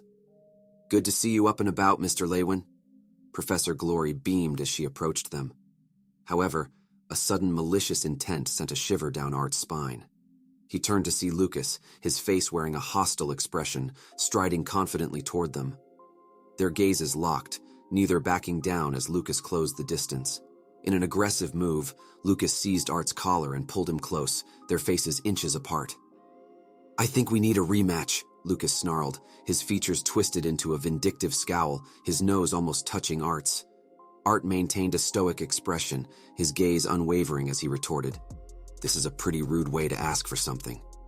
His grip on Lucas's wrist intensified, causing the boy's hand to weaken further. But Art didn't stop there. He channeled a surge of mana into Lucas, causing the boy's knees to buckle in pain. Lucas winced, muttering incoherently while conjuring orange flames with his free hand, preparing to retaliate. Professor Glory's voice boomed, cutting through the tension. She forcefully inserted her sheathed sword between the two boys. That's enough. Arthur, go rest in the viewing platform. You're not to take part in any activities in this class until you're fully healed. Director Goodsky's orders. Lucas, you need to calm down. Whether you want to settle your petty grudge with a fight or with a hug, do it after Arthur is fully healed. Now is not the time, she admonished, sighing as she guided Art toward the viewing platform. He complied, concealing any signs of discomfort. As he walked away, Art instinctively scanned the area for Tess, but she was conspicuously absent. Professor Glory, where's Princess Tessia? He inquired.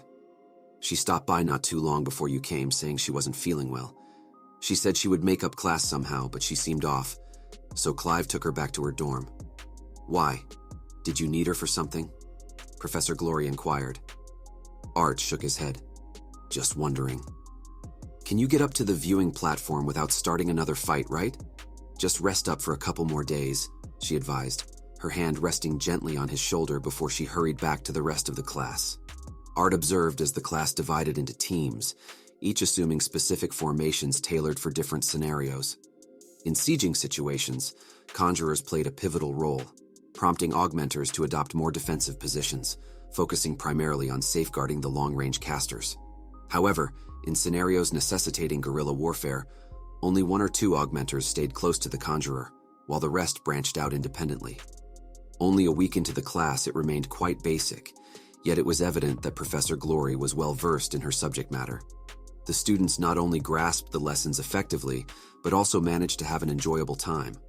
It was a heartening sight, but Art's thoughts continued to wander to the recent encounter with Tess. He didn't regret what he had said, but he couldn't help but question whether he had articulated his feelings adequately. Art made his way to his last class of the day, Spell Formations 1. The majority of the students in this class were conjurers, but a few augmenters, recognizing the potential for skill improvement, also enrolled. Their teacher, Professor Maynor, was a scholarly-looking man with a monocle and a white gown draped over his suit. He sported a well-parted hairstyle and a neatly trimmed mustache. Welcome, students. I was notified by Director Goodsky that a student named Arthur Leywin will begin joining us for class, am I correct? Professor Maynor scanned the room, his monocle glinting under the classroom lights. Yes, I'm Arthur Leywin. A pleasure to be here. Art gave a polite bow, and the professor nodded in approval. Very well. You did not miss anything too important, Mr. Leywin. We were going over the different types of spell formations, from individual spell incantations to group spell formations. Care to tell us what you know about spell formations? Professor Maynor adjusted his monocle as he approached Art, standing tall and poised. To my knowledge, spell formations are the conjoining and/or altering of basic spells and skills in order to produce a different effect, whether that be to the user himself or a specific point in space where the spell was invoked. Arthur replied confidently. A most solid answer indeed, Mr. Leywin. Very good. Professor Maynor clapped his hands once before returning to the front of the class to begin the day's lesson. I would first like you all to imagine a scenario. Imagine a world where everyone could read everyone's mind, The fleeting thoughts that can make even the purest man seem perverse or the kindest woman seem cruel are all laid out in the open for others to read. I believe such a world would be home to the best mages ever known. The class sat in anticipation, puzzled by the professor's unusual introduction.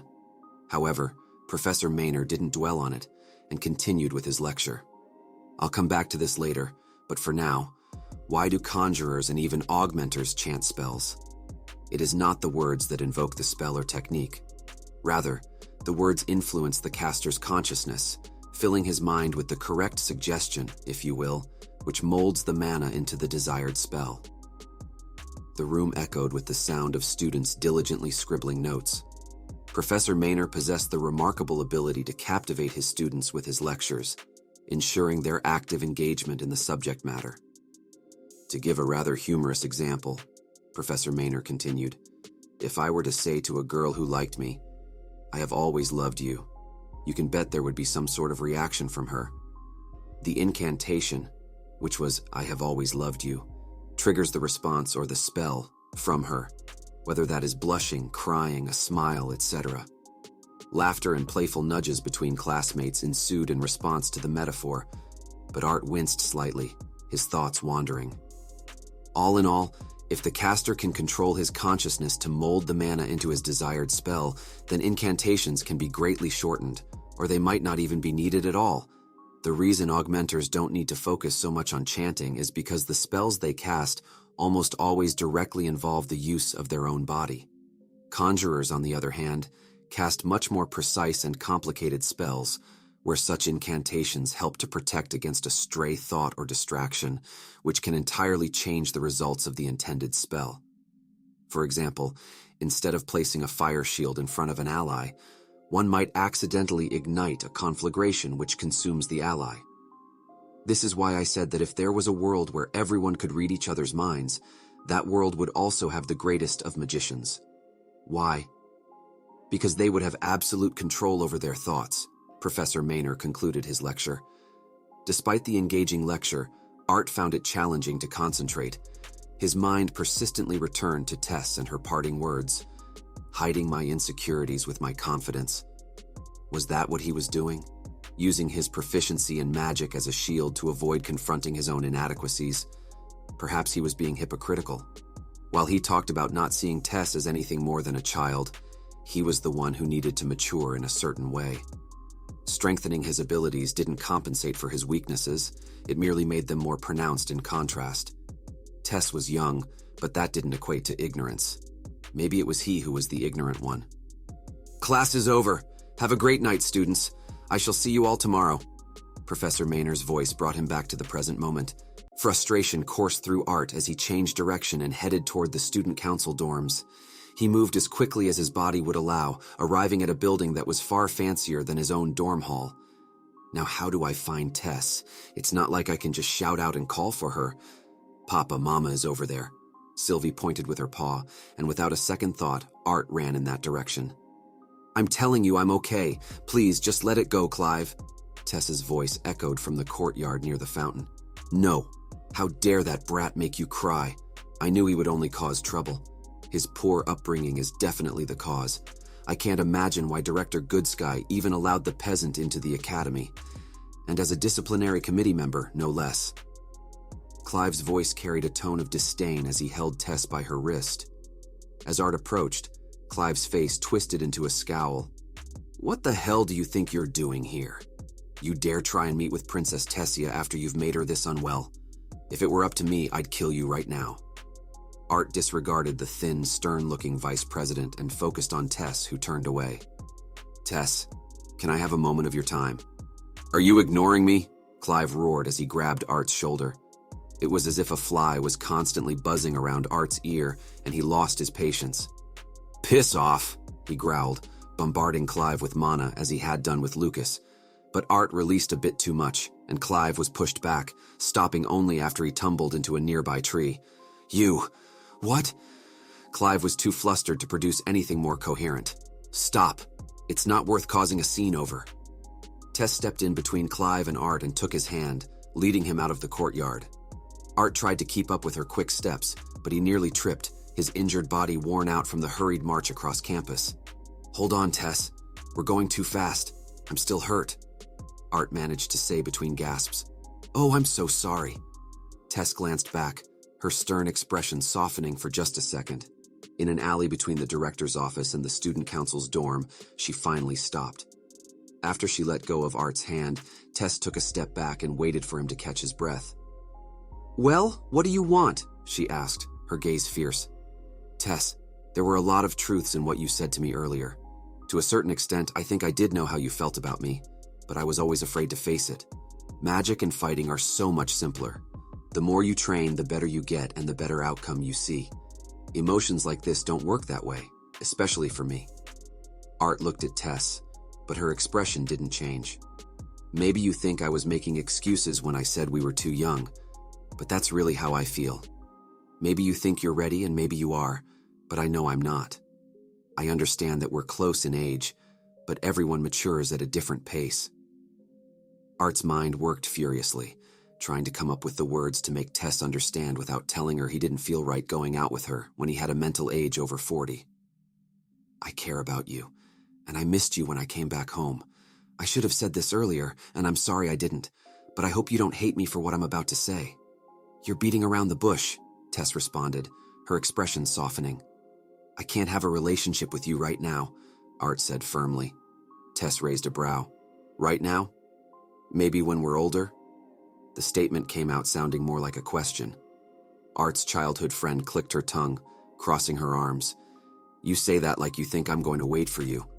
Anyway, I bet you just want to make time to find some other girl." Art's mind immediately pictured a 13-year-old him locking arms with a woman the same age as his mother, and he shook his head. "I won't be dating anyone anytime soon," he reassured her. "How do you know? How am I supposed to trust that you're not going to go and fall for someone else, even if I do wait for you? I'm not sure you've noticed, but I can be really selfish. If you say all this now and then go out and carry on with some other girl..." Tess's voice trailed off, and she began to tremble. "I'd rather you just say you don't see me as anything other than a friend than..." Art shut off his conscience for 1 second, long enough to manage a light peck on her lips.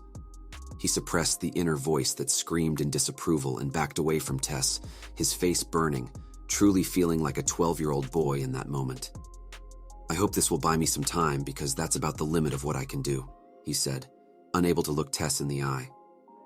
There was no reply, so Art took a peek up, only to see Tess in a daze, her eyes glossed over as her middle and index fingers touched her lips. "Tess?" he whispered. She blinked and quickly removed her fingers from her lips. "Fine, but you'd better watch out. I'm pretty popular. If you make me wait too long, someone else is going to take me."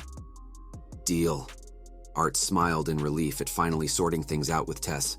Then she suddenly went up on her toes and kissed him on the cheek. Art drew back, surprised. "Tess, I thought I said..." "Don't worry, stupid. That was just a thank you for saving me in class last week." She stuck out her tongue before turning around and running off into her dorm. Sylvie, who had witnessed everything from atop Art's head, snickered. "Zip it, Sylv." Letting out a deep breath, Art walked back to his dorm. He wondered if Tess was willing to wait a few years, or even a decade, but he chose not to think about it any longer. Tomorrow's problems will be solved by tomorrow's me. Upon entering her room, Tess flung herself onto the bed, her hands instinctively flying to her flushed face. Soft, delighted shrieks escaped her as she rolled gleefully back and forth across her sheets. Uncontrollable giggles bubbled up within her. "Art finally kissed me! He kissed me!" The excitement coursing through her veins showed no signs of subsiding. She cocooned herself in her blanket, rolling around within it as she reveled in the memory of his lips pressing against hers. It was an experience that left her with a warmth she couldn't quite articulate, but knew was profoundly enjoyable. "I could get used to this," she murmured to herself, her fingers tenderly brushing over her lips.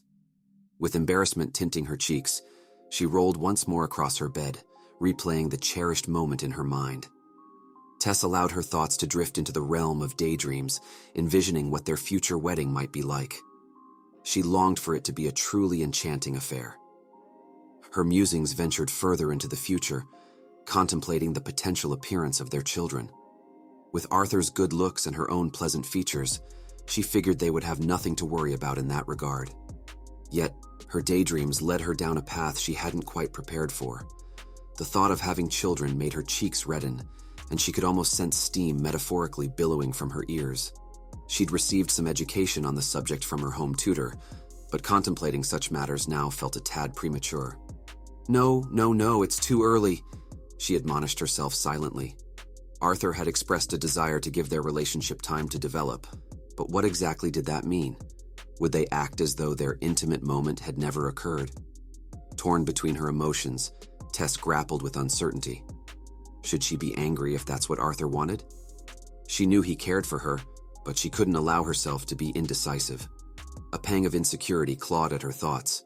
What if another girl came into his life and he chose her over Tess? After all, she often saw herself as a headstrong and occasionally spoiled young woman. Why would he pick her? As Tess pondered the situation, a sense of discouragement began to settle over her. She offered herself some comforting words of solace. "It's okay, Tess," she whispered, attempting to reassure herself. "We're both still really young. Even if it takes time, I'm sure it'll work out eventually." She scolded herself mentally, striving to quell the waves of doubt. "Gah!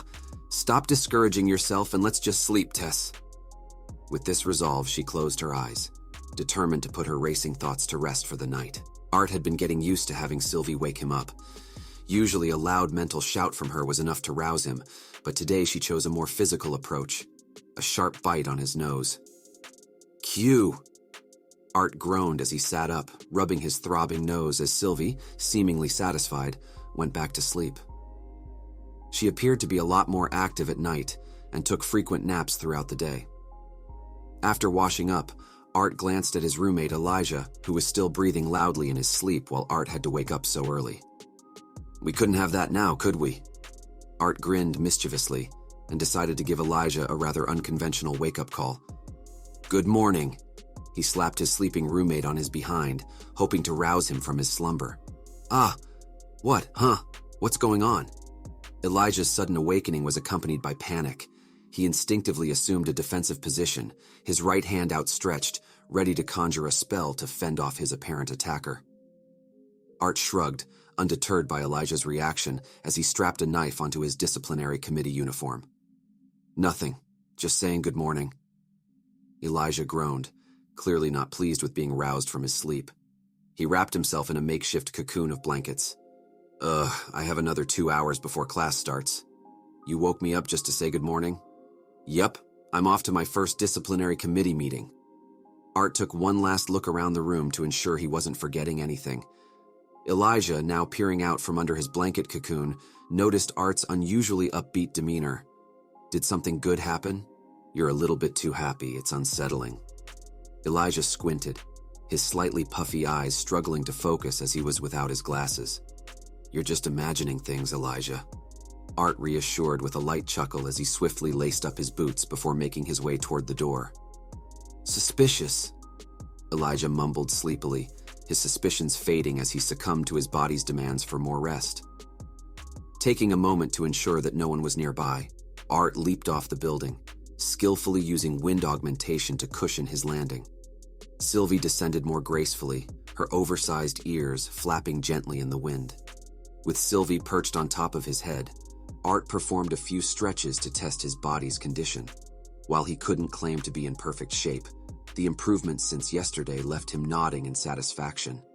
He couldn't deny the benefits of assimilating Sylvia's dragon will, especially during moments like these. However, thoughts of his recent kiss with Tess weighed on his mind. How was he supposed to act around her now? The unexpected kiss from yesterday continued to puzzle him. Even in his past life, Art had never ventured beyond the realm of kissing, and even then, it was usually initiated by the other party. Love had been a source of fear for him, something he had actively avoided. He steered clear of any form of emotional entanglements and kept his focus solely on training, with occasional public appearances and fights. He ensured that no one held significant importance in his life, eliminating any potential vulnerabilities. However, this new life had taught him lessons beyond magic and combat. It had forced him to open his once calloused heart and allow people to matter to him. With this change came a greater responsibility to protect those he now cared for. Lost in his contemplation, Art almost walked past the disciplinary committee's meeting room. The DC had access to one of the larger rooms in the academy, which served as both a meeting space and a training area. He arrived a bit later than planned, hoping he wasn't the last to arrive. Upon opening the door, Curtis zoomed past him and collided with the wall, creating a resounding thud. "Still too weak," muttered Theodore Maxwell, his face tinged with disappointment as his right fist remained raised. "Ah, Arthur, you're here." Claire Bladeheart, who observed the duel closely from the sidelines, waved excitedly in Art's direction. Curtis grunted from his position on the floor. "I can't believe I still can't land a single hit on you, Theodore." "Oh, hey, Arthur." He glanced up at Art while massaging his back. Art extended a helping hand, and Sylvie wagged her tail in support, but Curtis waved them off. "No, I'm okay. Besides, the duel isn't over yet." Curtis grimaced as he rose to his feet, retrieving his sword to resume the duel. Art took a seat beside Claire on one of the couches, eagerly watching the ongoing battle. "Ha!" Curtis infused his sword with blazing flames and charged. Just as he closed in on Theodore, he sidestepped, leaving behind a scorched footprint before reappearing to Theodore's right. Theodore reacted almost immediately, raising his brawny right arm at an uncanny speed. "Fall!" Curtis's aggressive charge faltered, and he crumbled to his knees, his sword landing with a heavy thud just in front of Theodore. Theodore initially wore a smirk, but it soon vanished as he caught on to Curtis's plan. "Explode!" Curtis shouted through gritted teeth. The sword, no longer ablaze but now glowing with a dim red hue, intensified in brightness until flames erupted in all directions. Claire peered into the ensuing smoke, presuming both the sword and Theodore were obscured within. Art tapped her shoulder and gestured upward. Theodore had taken to the air, his arms showing signs of minor burns and steaming, yet he was otherwise unharmed. Using gravity magic to manipulate his descent, he gradually floated back to the ground, preparing his next spell. Meanwhile, Curtis had managed to regain his footing, clutching his sword and preparing another spell. Grodder, positioned on the opposite side of the room, restlessly swayed his tail, eager to join the fray. "All right, I think it's time to stop," Claire declared, rising to her feet and clapping her hands. Yet it appeared neither of the combatants had even registered her words. She sighed in exasperation and turned her gaze to Kai, a man with narrow eyes and a subtle smile. "Kai, care to help me?" Claire glanced back at him. "Got it, boss," Kai responded. His sleeves concealed his arms, making it impossible to discern what he held within. With a swift motion, he released thin metal strings that shot out toward Theodore and Curtis, swiftly forming a makeshift metal barrier between them. Despite enhancing his vision, Art couldn't identify any specific elemental attribute in Kai's technique, leaving him pondering the extent of Kai's abilities. Both Curtis and Theodore abandoned their spells, bewildered expressions directed at Kai. "Boss's orders. Let's stop the duel now, shall we, gentlemen?" Kai maintained his enigmatic smile as he retracted the strings into his sleeves. Art turned to Claire, inquiring, "What exactly did Kai just do there?" She shook her head, her attention still on Curtis and Theodore. "No one really knows. He keeps it a secret, and from what I can tell, there isn't any specific elemental attribute in his mana when he uses his skills," Claire responded. Kai suddenly appeared behind Art, leaning in so his smiling face was right next to Art's. "Have you taken an interest in me, Arthur?" Art brushed Kai's face away, replying, "Hardly. Only a bit curious as to what you just did there. It didn't seem like you were manipulating metal or using sound to control the metal strings." "So cold. I'd tell you, but unfortunately if I did, I'd have to kill you," Kai replied nonchalantly. Art raised a brow. "Oh, is that a threat?" he challenged. Sensing the conversation taking a turn for the worse, Claire intervened. "Looks like we're still missing quite a few people. Faerith, Kathleen, and Doradrea still aren't here." "Ah, there they are," she said, pushing both Art and Kai toward the door. Faerith and Doradrea appeared to be engaged in a minor argument, and Kathleen stood behind them. Art raised his hand to wave at Kathleen, but when their eyes met, she turned her head and walked away in another direction. "Ah, Arthur, my rival, have you healed? I believe we still need to duel, but I think it would be better to hold off on that until after I finish working on a spell I've been practicing. Not because I'm scared to lose to you or anything, just giving you more time to recover, Fairith said, coming up beside Art and placing his arm on his shoulder with a hearty laugh. Now that everyone is here, I'd like you all to come sit down so we can start the meeting, Claire announced, ushering everyone toward a round table on the second floor. The lower level of the room featured a wide area with various equipment and an arena for practice matches. A few couches provided seating for spectators. On one side, a flight of stairs led to a second-floor balcony that overlooked the lower level. The second floor was furnished with a chalkboard, some cabinets, and a large oval table with 8 seats. Claire took her seat at the head of the table, with the chalkboard serving as a backdrop. To her right and left sat Kai and Theodore. Art, uncertain of any seating arrangements, remained standing, waiting for the others to sit first. Curtis and Fairith settled on Kai's side, while Doradrea and Cathan occupied seats on Theodore's side. The only remaining seat was directly across from Claire, so Art took it and waited for the meeting to begin, feeling the weight of early morning drowsiness creeping over him. His attention drifted to Sylvie, who had hopped off his head to play with Grotter until Claire initiated the discussion. This is the first meeting with everyone present, and today is the day we will actively start duty, Claire announced with a serious tone. Although this is the first year this committee has existed, I've been working with Director Goodsky and our Student Council President on how we should efficiently structure and run the disciplinary committee to create an environment that will not tolerate bullying, dissented duels, or intruders. To accomplish this, we have decided to split the disciplinary committee into 2 teams. These 2 teams will be divided into underclassmen and upperclassmen, Claire explained, her voice steady and authoritative.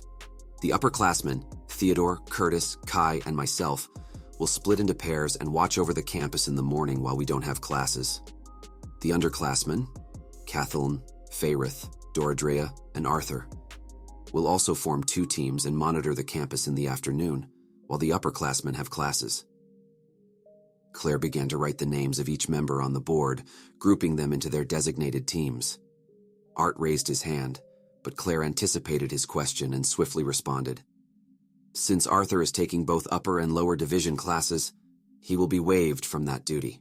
However, he is to be on standby at all times in case backup is needed. Also, I've received permission from Director Goodsky to allow you to be 10 minutes late to your classes, so take your time between classes and be on the lookout for any trouble. Her smile conveyed satisfaction as Art put his arm back down, understanding his role. That being said, I've already considered the matter of which of the underclassmen will be scouting the campus alone, and Kathleen has volunteered to take on this task, Claire declared. She directed her gaze toward Kathleen, who nodded in acknowledgement. Kathleen, remember that even though the upperclassmen are in class, we will still be available to assist you. If you're caught in a situation that you're not confident you can handle by yourself, call for help. Curtis displayed a slight look of concern on his face, which didn't go unnoticed. Fairith, ever inquisitive, raised his hand. How are we going to communicate with each other? Claire addressed the question promptly. If you imagine any member of the disciplinary committee while placing your hand on the insignia on the sheath of your knife, the recipient's knife will emit a bright light and a soft shock, notifying them of who is in trouble. Each of our knives has a distinct color, so remember them well. Claire began listing the different colors of their DC knives next to their respective names. Claire, pink Kai, silver Theodore, yellow Fairith, green Doradrea, dark red Curtis, red Kathleen, blue Arthur, black. I wondered what a black light would look like. Everyone else's colors were straightforward, and they corresponded with their elements for the most part. I assumed Fairith got green because he was an elf, Art mused to himself. Claire continued with the meeting's agenda. The last matter of business is surveillance at night. I know this might be a bit too much for one person, so we'll be taking turns in pairs with this task. She scanned the room to gauge reactions. Curtis, with a hint of hesitation, spoke up. Can I volunteer to take my sister's shift as well? Call me overprotective, but I'm not comfortable knowing Kathleen might be in danger while I'm fast asleep. He avoided making eye contact with Art, focusing instead on Claire. Claire considered Curtis's request. Are you sure you can handle that, Curtis? It's going to be tough doing 2 people's shifts at night. Art glanced at Kathleen, noticing her desire to say something but her decision to remain silent. Kathleen is my partner for night duties, right? I can do it by myself, Art stated, recognizing Curtis's underlying concern for his sister's safety. He understood this perspective well, being an older brother himself. You don't have to, Kathleen began to say, her words trailing off as she grappled with her thoughts. Well, since Kathleen is scouting by herself during the afternoon, I think that would be fair. Okay, I'll allow it, Claire decided after a moment of contemplation. She leaned forward on the table, her tone firm as she addressed Art and Kathleen. However, Arthur, Kathleen, I can already tell you two are the type to try and handle things on your own. As the leader, I'm ordering you both to call for help immediately as soon as you think you need it. We've got it, Art assured, and Kathleen nodded in agreement. Now, since all the practical matters are settled, you guys are free to leave, or you can stay here and practice until classes start. The room will always be open for DC members, so think of this as your second home. I've already camped here for a couple of nights myself, Claire chuckled, concluding the meeting. Relieved that he had some time for a quick nap before his first class, Art contemplated the comfortable-looking couches on the lower floor. Curtis offered a friendly pat on his back before descending the stairs. Just as Art turned to follow him, he felt an unexpected tug at the waist of his pants, pulling him backward. Let's spar for a bit, pretty boy. I've sparred with everyone else here but you, Doradria declared, a wide grin on her face as she energetically dragged Art down the stairs towards the designated sparring area. Groaning, Art tried to protest. I'm still not fully healed, Doradria. I don't think this is the best idea. Stop being a baby. The best way to get rid of that soreness is to move around, don't you know? She retorted before finally releasing him and moving to the opposite side of the arena. As Claire approached, her expression appeared apologetic, hinting at her intention to intervene. However, Theodore, walking past her, headed straight for Doradria, who was busy stretching. Move it, Theodore grumbled in a no-nonsense tone. No fair, Doradria grumbled, her shoulders slumping in disappointment at Theodore's interference. Art couldn't help but think, great. A muscular male replaces my muscular female opponent. Claire, conceding to the situation, sighed and said, All right, but Arthur is injured, so this will only go on for a minute. Let me activate the barrier this time so we don't have any more cracked walls. Sylvie, riding on top of Grotter, asked if Art would be okay. He simply nodded in response as the rest of the DC members positioned themselves around the arena. Despite his injury, Art was excited. He had wanted to duel against Theodore as well. He figured fighting against deviants might help him learn a thing or two. Theodore cracked his neck and asked, Anything you want to say before we start? Art shot him a smirk while stretching his still aching body. Sure. Can I call you Theo if I win? It's only fair for me to give you a nickname since you already gave me one, right? As Art spoke, he could see veins bulging on Theodore's forehead, and the faces of everyone present twisted in horror. You sure are full of yourself, twerp. Fine, but when I win, you're going to be my little minion for the rest of your school life, Theodore said with a confident smile. Remember, this duel will last 1 minute or until someone lands the first hit. That's final, Claire barked, her hand resting on the pommel of her sheathed sword. Both Art and Theodore nodded in understanding. Claire then signaled for the duel to begin. Theodore wasted no time, charging at Art like a frenzied bull. Art augmented his body using wind attribute mana to gracefully skirt around the arena, maintaining his distance.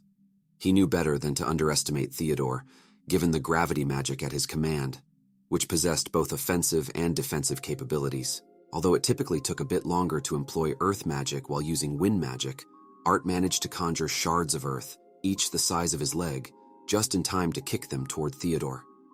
He propelled these shards at varying distances, aiming to test the range of Theodore's gravity manipulation.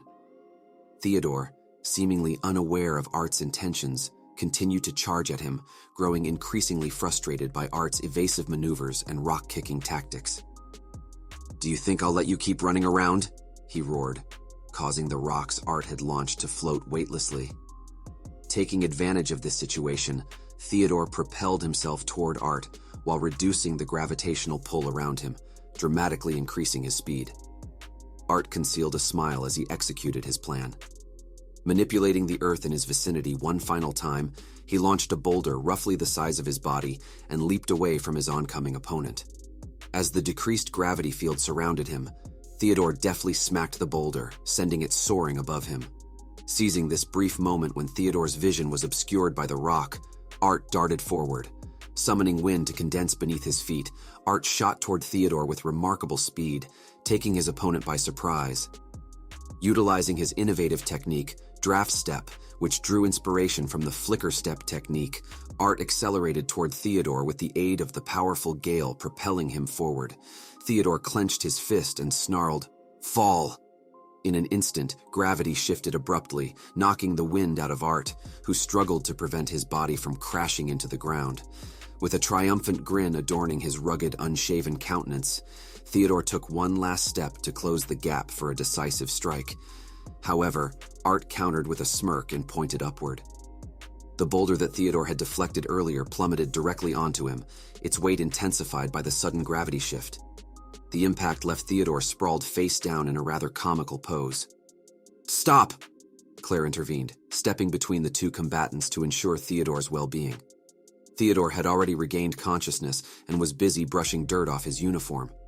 While he might sport a nasty bruise on his back, his mana-augmented physique had protected him from serious harm. After all, the rock wasn't excessively large. "Good duel, Theo," Art congratulated as he approached, giving Theodore a friendly pat on the shoulder before making his exit, with Sylvie trotting faithfully behind. "Let's go find a bench to take a nap on," Art mentally communicated to Sylvie. Have you had an opportunity to reflect on our discussion from yesterday?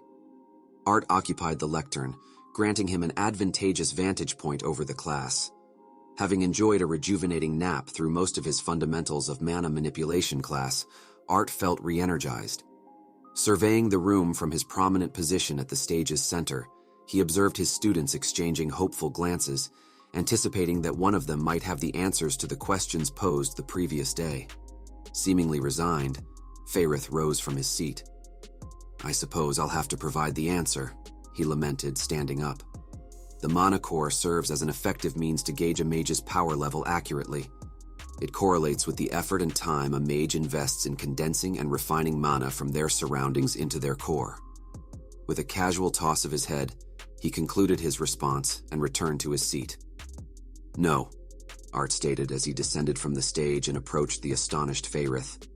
"While it's undoubtedly a straightforward method to estimate a mage's power, it falls short in terms of accuracy."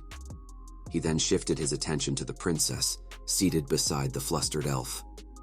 "Princess Catheln, when you encounter an ordinary fighter who stands 6 feet 6 inches tall and weighs nearly 300 pounds of solid muscle, what initial assumptions can you make about that fighter?" After a brief contemplation, she responded, "I would anticipate that the fighter possesses considerable strength." "Exactly," Art affirmed. "All we can deduce is that the individual is likely exceptionally strong. Yet this alone doesn't provide insight into their overall combat ability. Achieving greatness as a combatant demands additional factors, including agility, technique, mental resilience, experience, and so forth. A mage's mana core stage merely signifies the amount of muscle they've developed, offering limited insight into these other crucial aspects. Enhancing your mana core to higher stages remains important, but relying solely on this metric to gauge an opponent's power is a recipe for defeat." He observed some students diligently jotting down notes and decided to pause briefly to allow them to catch up. The student with an air of pretentiousness, wearing glasses, eagerly raised her hand after finishing her note-taking. "Question?" Art nodded. "Yes?" she inquired, her expression suggesting a hint of challenge. "If gauging an opponent's mana core isn't an accurate measure of their level, what should we do?" Art responded thoughtfully. "You should always assume that your opponent is stronger than you. While assessing a person's mana core stage can satisfy your curiosity, it shouldn't dictate your actions. Even if sensing their mana core level could accurately gauge their fighting strength, what do you plan to do if your opponent is weaker than you? Hold back? Bully them because you know you'll win? And what if their fighting strength surpasses yours? Run away? The reality is, in a situation where both of you are actively sensing each other's mana cores, fleeing may not be a viable option. Life isn't as simple as gauging your opponent's strength based on the color of their mana core," Art continued, emphasizing his point. Overconfidence due to a higher mana core can lead to carelessness, while fear from a seemingly stronger opponent can make you feel helpless. The key is to never underestimate your opponent, regardless of their mana core's color. Always assume they are stronger and give it your all. If you find yourself facing someone weaker, end the fight quickly to spare them humiliation. If they are stronger, consider it an opportunity to break through your mental limitations. His words carried a motivational tone, resembling an inspirational speaker more than a lecturer. Art returned to the podium, where Sylvie was now taking a nap, and posed a question to the class. Now for your next assignment. Has anyone figured out what I did with those 2 wind spells in the last class? He leaned against the podium, waiting for a response, but the room remained eerily silent. Art couldn't help but release a sigh, his disappointment in the class's apparent lack of critical thinking skills showing through. It seemed that their years of being fed answers had hindered their ability to think independently. "Let me demonstrate it for the Augmenter's answer first," Art announced. He rolled Sylvie to the side and retrieved 2 pieces of paper from underneath her. One of the papers was crumpled into a small ball, which he displayed to the class. "Observe closely," he urged, holding the paper ball in his right palm. He inhaled deeply, creating a sense of suspense in the room. Then, with a dramatic foo, he blew on the crumpled paper, causing it to flutter about a yard away from him. The students stared at the anticlimactic outcome, their faces displaying confusion. Art raised his hand for silence, then took the other piece of paper and rolled it into a makeshift tube. Retrieving the paper ball, he firmly packed it into the back end of the tube, preparing for another demonstration. With another deep breath, Art forcefully blew on the crumpled ball of paper, causing it to shoot out more than 15 feet in front of him before bouncing along the ground. Recognition dawned on the faces of some students, their initial confusion giving way to understanding. Excitement and curiosity rippled through the classroom. Princess Kathleen began furiously jotting down notes in her notebook, while Faerith stared intently at the ball of paper on the ground. "Many of you seem to grasp what I just demonstrated," Art remarked, a satisfied grin on his face. "Could one of you kindly explain it to the rest of the class?" He held up the paper ball as he waited for a response. A timid girl, holding a large spear by her side, responded in a hushed tone. "It has to do with concentrating mana into a small point, then compressing it and shooting it out. Right, Professor?" "Correct," Art affirmed. Augmenters are trained to use their many mana channels, often diluting their spells unconsciously. While this isn't an issue for spells cast directly on oneself, it significantly weakens long-range spells. He demonstrated by widening the paper tube and blowing through it, causing the ball inside to fall weakly to the floor. It may be challenging initially, but mastering better control over your mana channels will greatly benefit you. "Now for the Conjurer's turn," Art continued, picking up the crumpled piece of paper once more. "Conjurers, on the other hand, have a smaller pool but denser mana particles," Art explained. "So, for Conjurers, picture larger bundles of leaves gently dropped into the water. These bundles are larger because your mana channels are limited, but they sink and release their leaves into the water, creating a dense layer near the bottom. This concentrated layer represents your ability to cast spells. By controlling the release of these mana leaves, you can control the potency and precision of your spells." The students followed Art's instructions, visualizing their bodies as pools of water with mana leaves of varying sizes. It was a unique way of understanding mana manipulation, and they seemed captivated by the analogy. "Now for Conjurers," Art explained, addressing the class.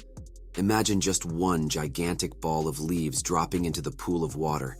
Because it comes from a single location, it may take longer to spread, but in the end, the leaves will still be able to cover the surface of the pool. That is how body enhancement should work for Conjurers."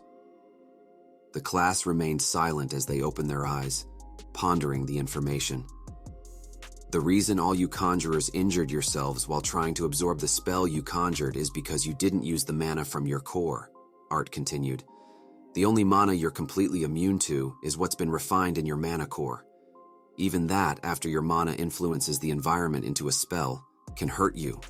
Therefore, Conjurers need to utilize both mana from the atmosphere and from their mana core for a spell, and integrate it into their body, or drop the big pile of leaves to make it spread over the pool of water." When he finished explaining, Art motioned for the students to come down onto the stage and start practicing. For the rest of the class, he went around helping them, giving them little tips on how to better visualize what they needed to do. When the bell rang, Sylvie stirred awake and hopped on top of Art's head as he dismissed class. He was surprised to overhear some students grumbling that the class was too short. Art took the long route to his next class to take up more time while he did a broad surveillance. He experimented with sending out very faint pulses of wind, thinking he could use it as a sort of three-dimensional radar, but it proved not to be as useful as he had thought. Earth pulse was also of little use, since he could only detect the very basics, like how many people were in the area, not whether they were actually in combat. Even worse, the buildings and trees diluted the accuracy. He arrived late to Gideon's class, but the teacher just motioned for him to hurry onto his seat and kept talking. "Hey, why are you so late?" Emily whispered. "Disciplinary committee duties. I have to monitor the campus until 10 minutes after class starts." Art responded, lowering his voice so Gideon wouldn't hear. "All right, pair up and get to work on your project. The materials are in the back, but don't all of you go at once," Gideon instructed. He took a seat and began reading over something while the students got up to collect the materials needed for the light-producing artifact. Art was about to walk over as well when Emily stopped him. "I already have everything we need. Let's just get started," she said, rummaging through her oversized bag, finding the various necessary components. She laid out all the things they needed, and they got to work. Building the LPA wasn't easy, but Emily seemed impressed by how quickly Art had caught on. Even if she was only 12, her praise boosted his ego, her being a genius and all. They spent the rest of the class tinkering around with the various artifact components Emily had brought with her until Gideon dismissed them. As Art was leaving, Gideon grabbed him by the back of his shirt and pulled him toward him. "Boy, let's catch up sometime. We have a lot to talk about," he said, giving Art a devious grin and patting him on the back. We should grab some tea, Professor," Art replied with a wave, then left the room with Emily. Sylvie thumped his nose with her paw. "Papa, you're not paying attention. Avier wants us to head over to the training room again." "Is Avier Director Goodsky's green owl? How can you talk with it?" Art asked his bond, but she didn't know either. "Hey, Emily, I have to head over to the library, so I'll be skipping lunch. Go ahead without me," Art told his friend. "Do you want me to go with you?" Emily asked, but Art just shook his head. "It's fine. Go find Elijah for me. He'll be lonely if I'm not there," he replied, making a sad puppy dog face in imitation of Elijah to amuse Emily before running off in the direction of the library and training rooms. "Good afternoon, Mr. Leywin," Chloe greeted Art with a professional smile and a bow, then motioned him to the back door. "Nice to see you again, Chloe," Art replied, smiling back and following behind her with Sylvie on top of his head, wagging her tail. After passing by the scarred man, Art made his way downstairs without Chloe's help this time. "I hope Elijah won't be too bored hanging out with Emily," he sent to Sylvie. "Q," Sylvie reassured him. Reaching the training room, Art placed his right palm against the cold, giant doors, and a bright light once again greeted him. "Boo!" Tessia jumped out from the side of the door, her hands out wide. "Hey, Tess," Art responded casually. "Oh, you weren't scared. No fun," she grumbled. Sylvie jumped off Art's head and into Tess's arms. "You'll have to try a lot better than that. Come on, let's get started with your assimilation," Art urged, gently guiding Tess toward the center of the training room. He marveled at the density of mana in the room compared to the outside. The presence of grass and a waterfall added to the room's sense of wonder, even though it was Art's second visit. "How have you been feeling lately? Are you still getting rejection symptoms from your beast will?" Art inquired as Tess settled near the pond. "I haven't had any since the last time we were here," Tess replied, but then fell silent. Eventually she turned to face Art, batting her long gray eyelashes. "Hey, Art." "I'm sorry." "For what?" "Well, compared to you, I'm so emotional, so I feel like you get overwhelmed and just end up following my selfishness," Tess confessed, her gaze shifting downward as she spoke. "Ah, so you do know," Art replied with a smirk, earning a playful smack on the arm from Tess. "We've known each other for how long, Tess? At this point, you can trust that you've seen all sides of me, even the ones I don't want to show. Even knowing that, you accept me and have patience with me, and I'm grateful," he said, looking seriously at the downhearted princess. Don't ever think that what I'm doing is out of obligation. Both feeling a little better, they began the assimilation process. Tess's mana core had come a long way. Being a solid orange stage conjurer at her age made her somewhat of a prodigy. The assimilation wouldn't affect her core too much, as she wouldn't be able to refine it until it was complete. While it had taken Art years to refine his own core, he estimated that with his help, Tess should be fully assimilated with the Elderwood Guardian's beast will in just a few more weeks. When they were done, Art patted Tess's back. "Let's end it here today." "Thanks." Tess shot him a shy smile as they both sat in the grass, the only sounds coming from the waterfall and Sylvie's soft breathing. "I know you said to give you time, but do you think I can maybe hold your hand right now? Just for a bit? If not, it's okay, I won't be mad." Tess averted her gaze to avoid Art's. Her bangs covered her face, but she couldn't hide her red ears poking out. Art gently grabbed Tess's right hand with his left and squeezed gently. Their fingers weren't interlocked, but the warmth from her hands spread to his. "Is this okay?" He tried to take a peek at Tess's face, but she nodded, quickly turning her head away. They just sat there for a couple of seconds, hands locked, and time seemed to slow down. It intrigued Art that such a simple gesture could fill him with such a sense of calm. For the next several weeks, Art's life fell into a routine. Nothing noteworthy happened, yet he was kept busy enough that he didn't have time to visit his family. After school and training, disciplinary committee duties took up all his remaining time. The class he was teaching had a harder time than he'd expected when it came to divergent training, as he had decided to call it. The concept of focusing mana into a single point proved to be difficult for all the augmenters in the class, while reabsorbing a conjured spell was an even more arduous task for the conjurers. So far, out of all the augmenters, only a student named Benson had managed to do anything remotely close to what Art had in mind. As for the conjurers, only Kathleen had succeeded in reabsorbing her spell and enhancing her body, but even then, she had only managed to augment her hand.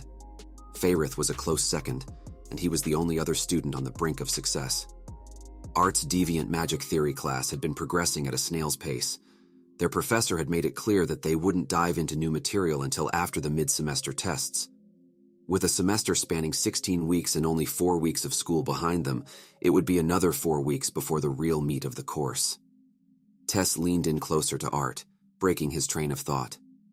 They were in the training room during lunch, fresh from a session of assimilation practice. According to Art's calculations, Tess needed about 1 or 2 more weeks to fully assimilate, which was a source of concern because until then, her magic use would remain severely limited. Art merely shrugged in response to Tess's question. We're only exploring the first 3 floors, right? I doubt we'll find anything worth getting excited over." On Saturday, Art and his team fighting mechanics class were scheduled for an overnight trip to the outskirts of the Beast Glades. This excursion had gained approval from Director Goodsky, albeit with the strict condition that they wouldn't venture beyond the 3rd floor of the dungeon they intended to explore. The chosen dungeon was a minor one, a favored site for fledgling adventurers since the mana beasts on the upper levels held a mere E-class ranking. Professor Glory believed it to be a perfect opportunity for the class to engage in hands-on practice for team fighting mechanics. Tess teased Art with a playful scoff. "Pfft, you're no fun. I bet you're actually really nervous that we'll be in the Beast Glades. I heard about it a lot from Grandpa. He says it's filled with a lot of mysteries and wonders, but also dangers. Grandpa said to never fully trust any source of information about the Beast Glades because it always changes." Tess appeared to be drifting into a world of her own, her mind filled with fantasies of the upcoming adventure. She couldn't contain her excitement as she spoke animatedly about the prospect of battling real mana beasts. "We're going to be fighting against real mana beasts. Can you believe it?" she exclaimed. "I mean, I've fought a couple in Elshire Forest while I was training with Grandpa, but I've heard mana beasts are different in the Beast Glades. You know, more vicious. We're going to be sleeping in the dungeon too. That's so exciting." Her eyes gleamed with anticipation as she envisioned the underground camp surrounded by formidable mana beasts. Art interrupted her reverie with a gentle flick to the forehead. "Just remember, you're probably not even at half your strength right now, and the assimilation isn't going to be completed in time for the expedition. Don't get full of yourself." His words were a reminder to stay grounded and cautious, despite the thrill of the upcoming adventure. "Ow! I know, you don't have to baby me so much." Tess pouted, gently massaging her forehead. Art couldn't resist teasing her further. Do you remember when we slept together in the same tent? He raised his eyebrows playfully, causing Tess's face to flush with embarrassment. Q? Sylvie tilted her head in curiosity, unaware of the story. Art continued, putting on a mockingly fearful expression as he imitated Tess. Well, you see, beasts will more likely appear if they notice you, because they will see that you are a child. So for our safety, it would be better for you to come inside the tent. He mimicked Tess's voice, making her blush even more. Tess retaliated by jumping on top of him, playfully poking him as he burst into laughter. Ow, ow, ow, ow. Okay, he managed to say between laughs. I'm sorry, I give. Tess, I'll stop. Tears welled up in his eyes from both laughter and the playful pokes. Q! Sylvie joined in the fun, hopping around them. Me too. I want to play too. Eventually, Tess stopped her playful assault, and Art lay on the ground, panting and catching his breath. Tess remained seated on top of him, and as he glanced at his childhood friend, he noticed her face was still flushed. It didn't take him long to realize the somewhat compromising position they were in, causing his own cheeks to turn red. Tess then lowered her head, inching closer to his. Their intimate moment was abruptly interrupted by a voice that caught them both by surprise. Tess quickly jumped off of Art, and they distanced themselves from each other, their faces beet red with embarrassment.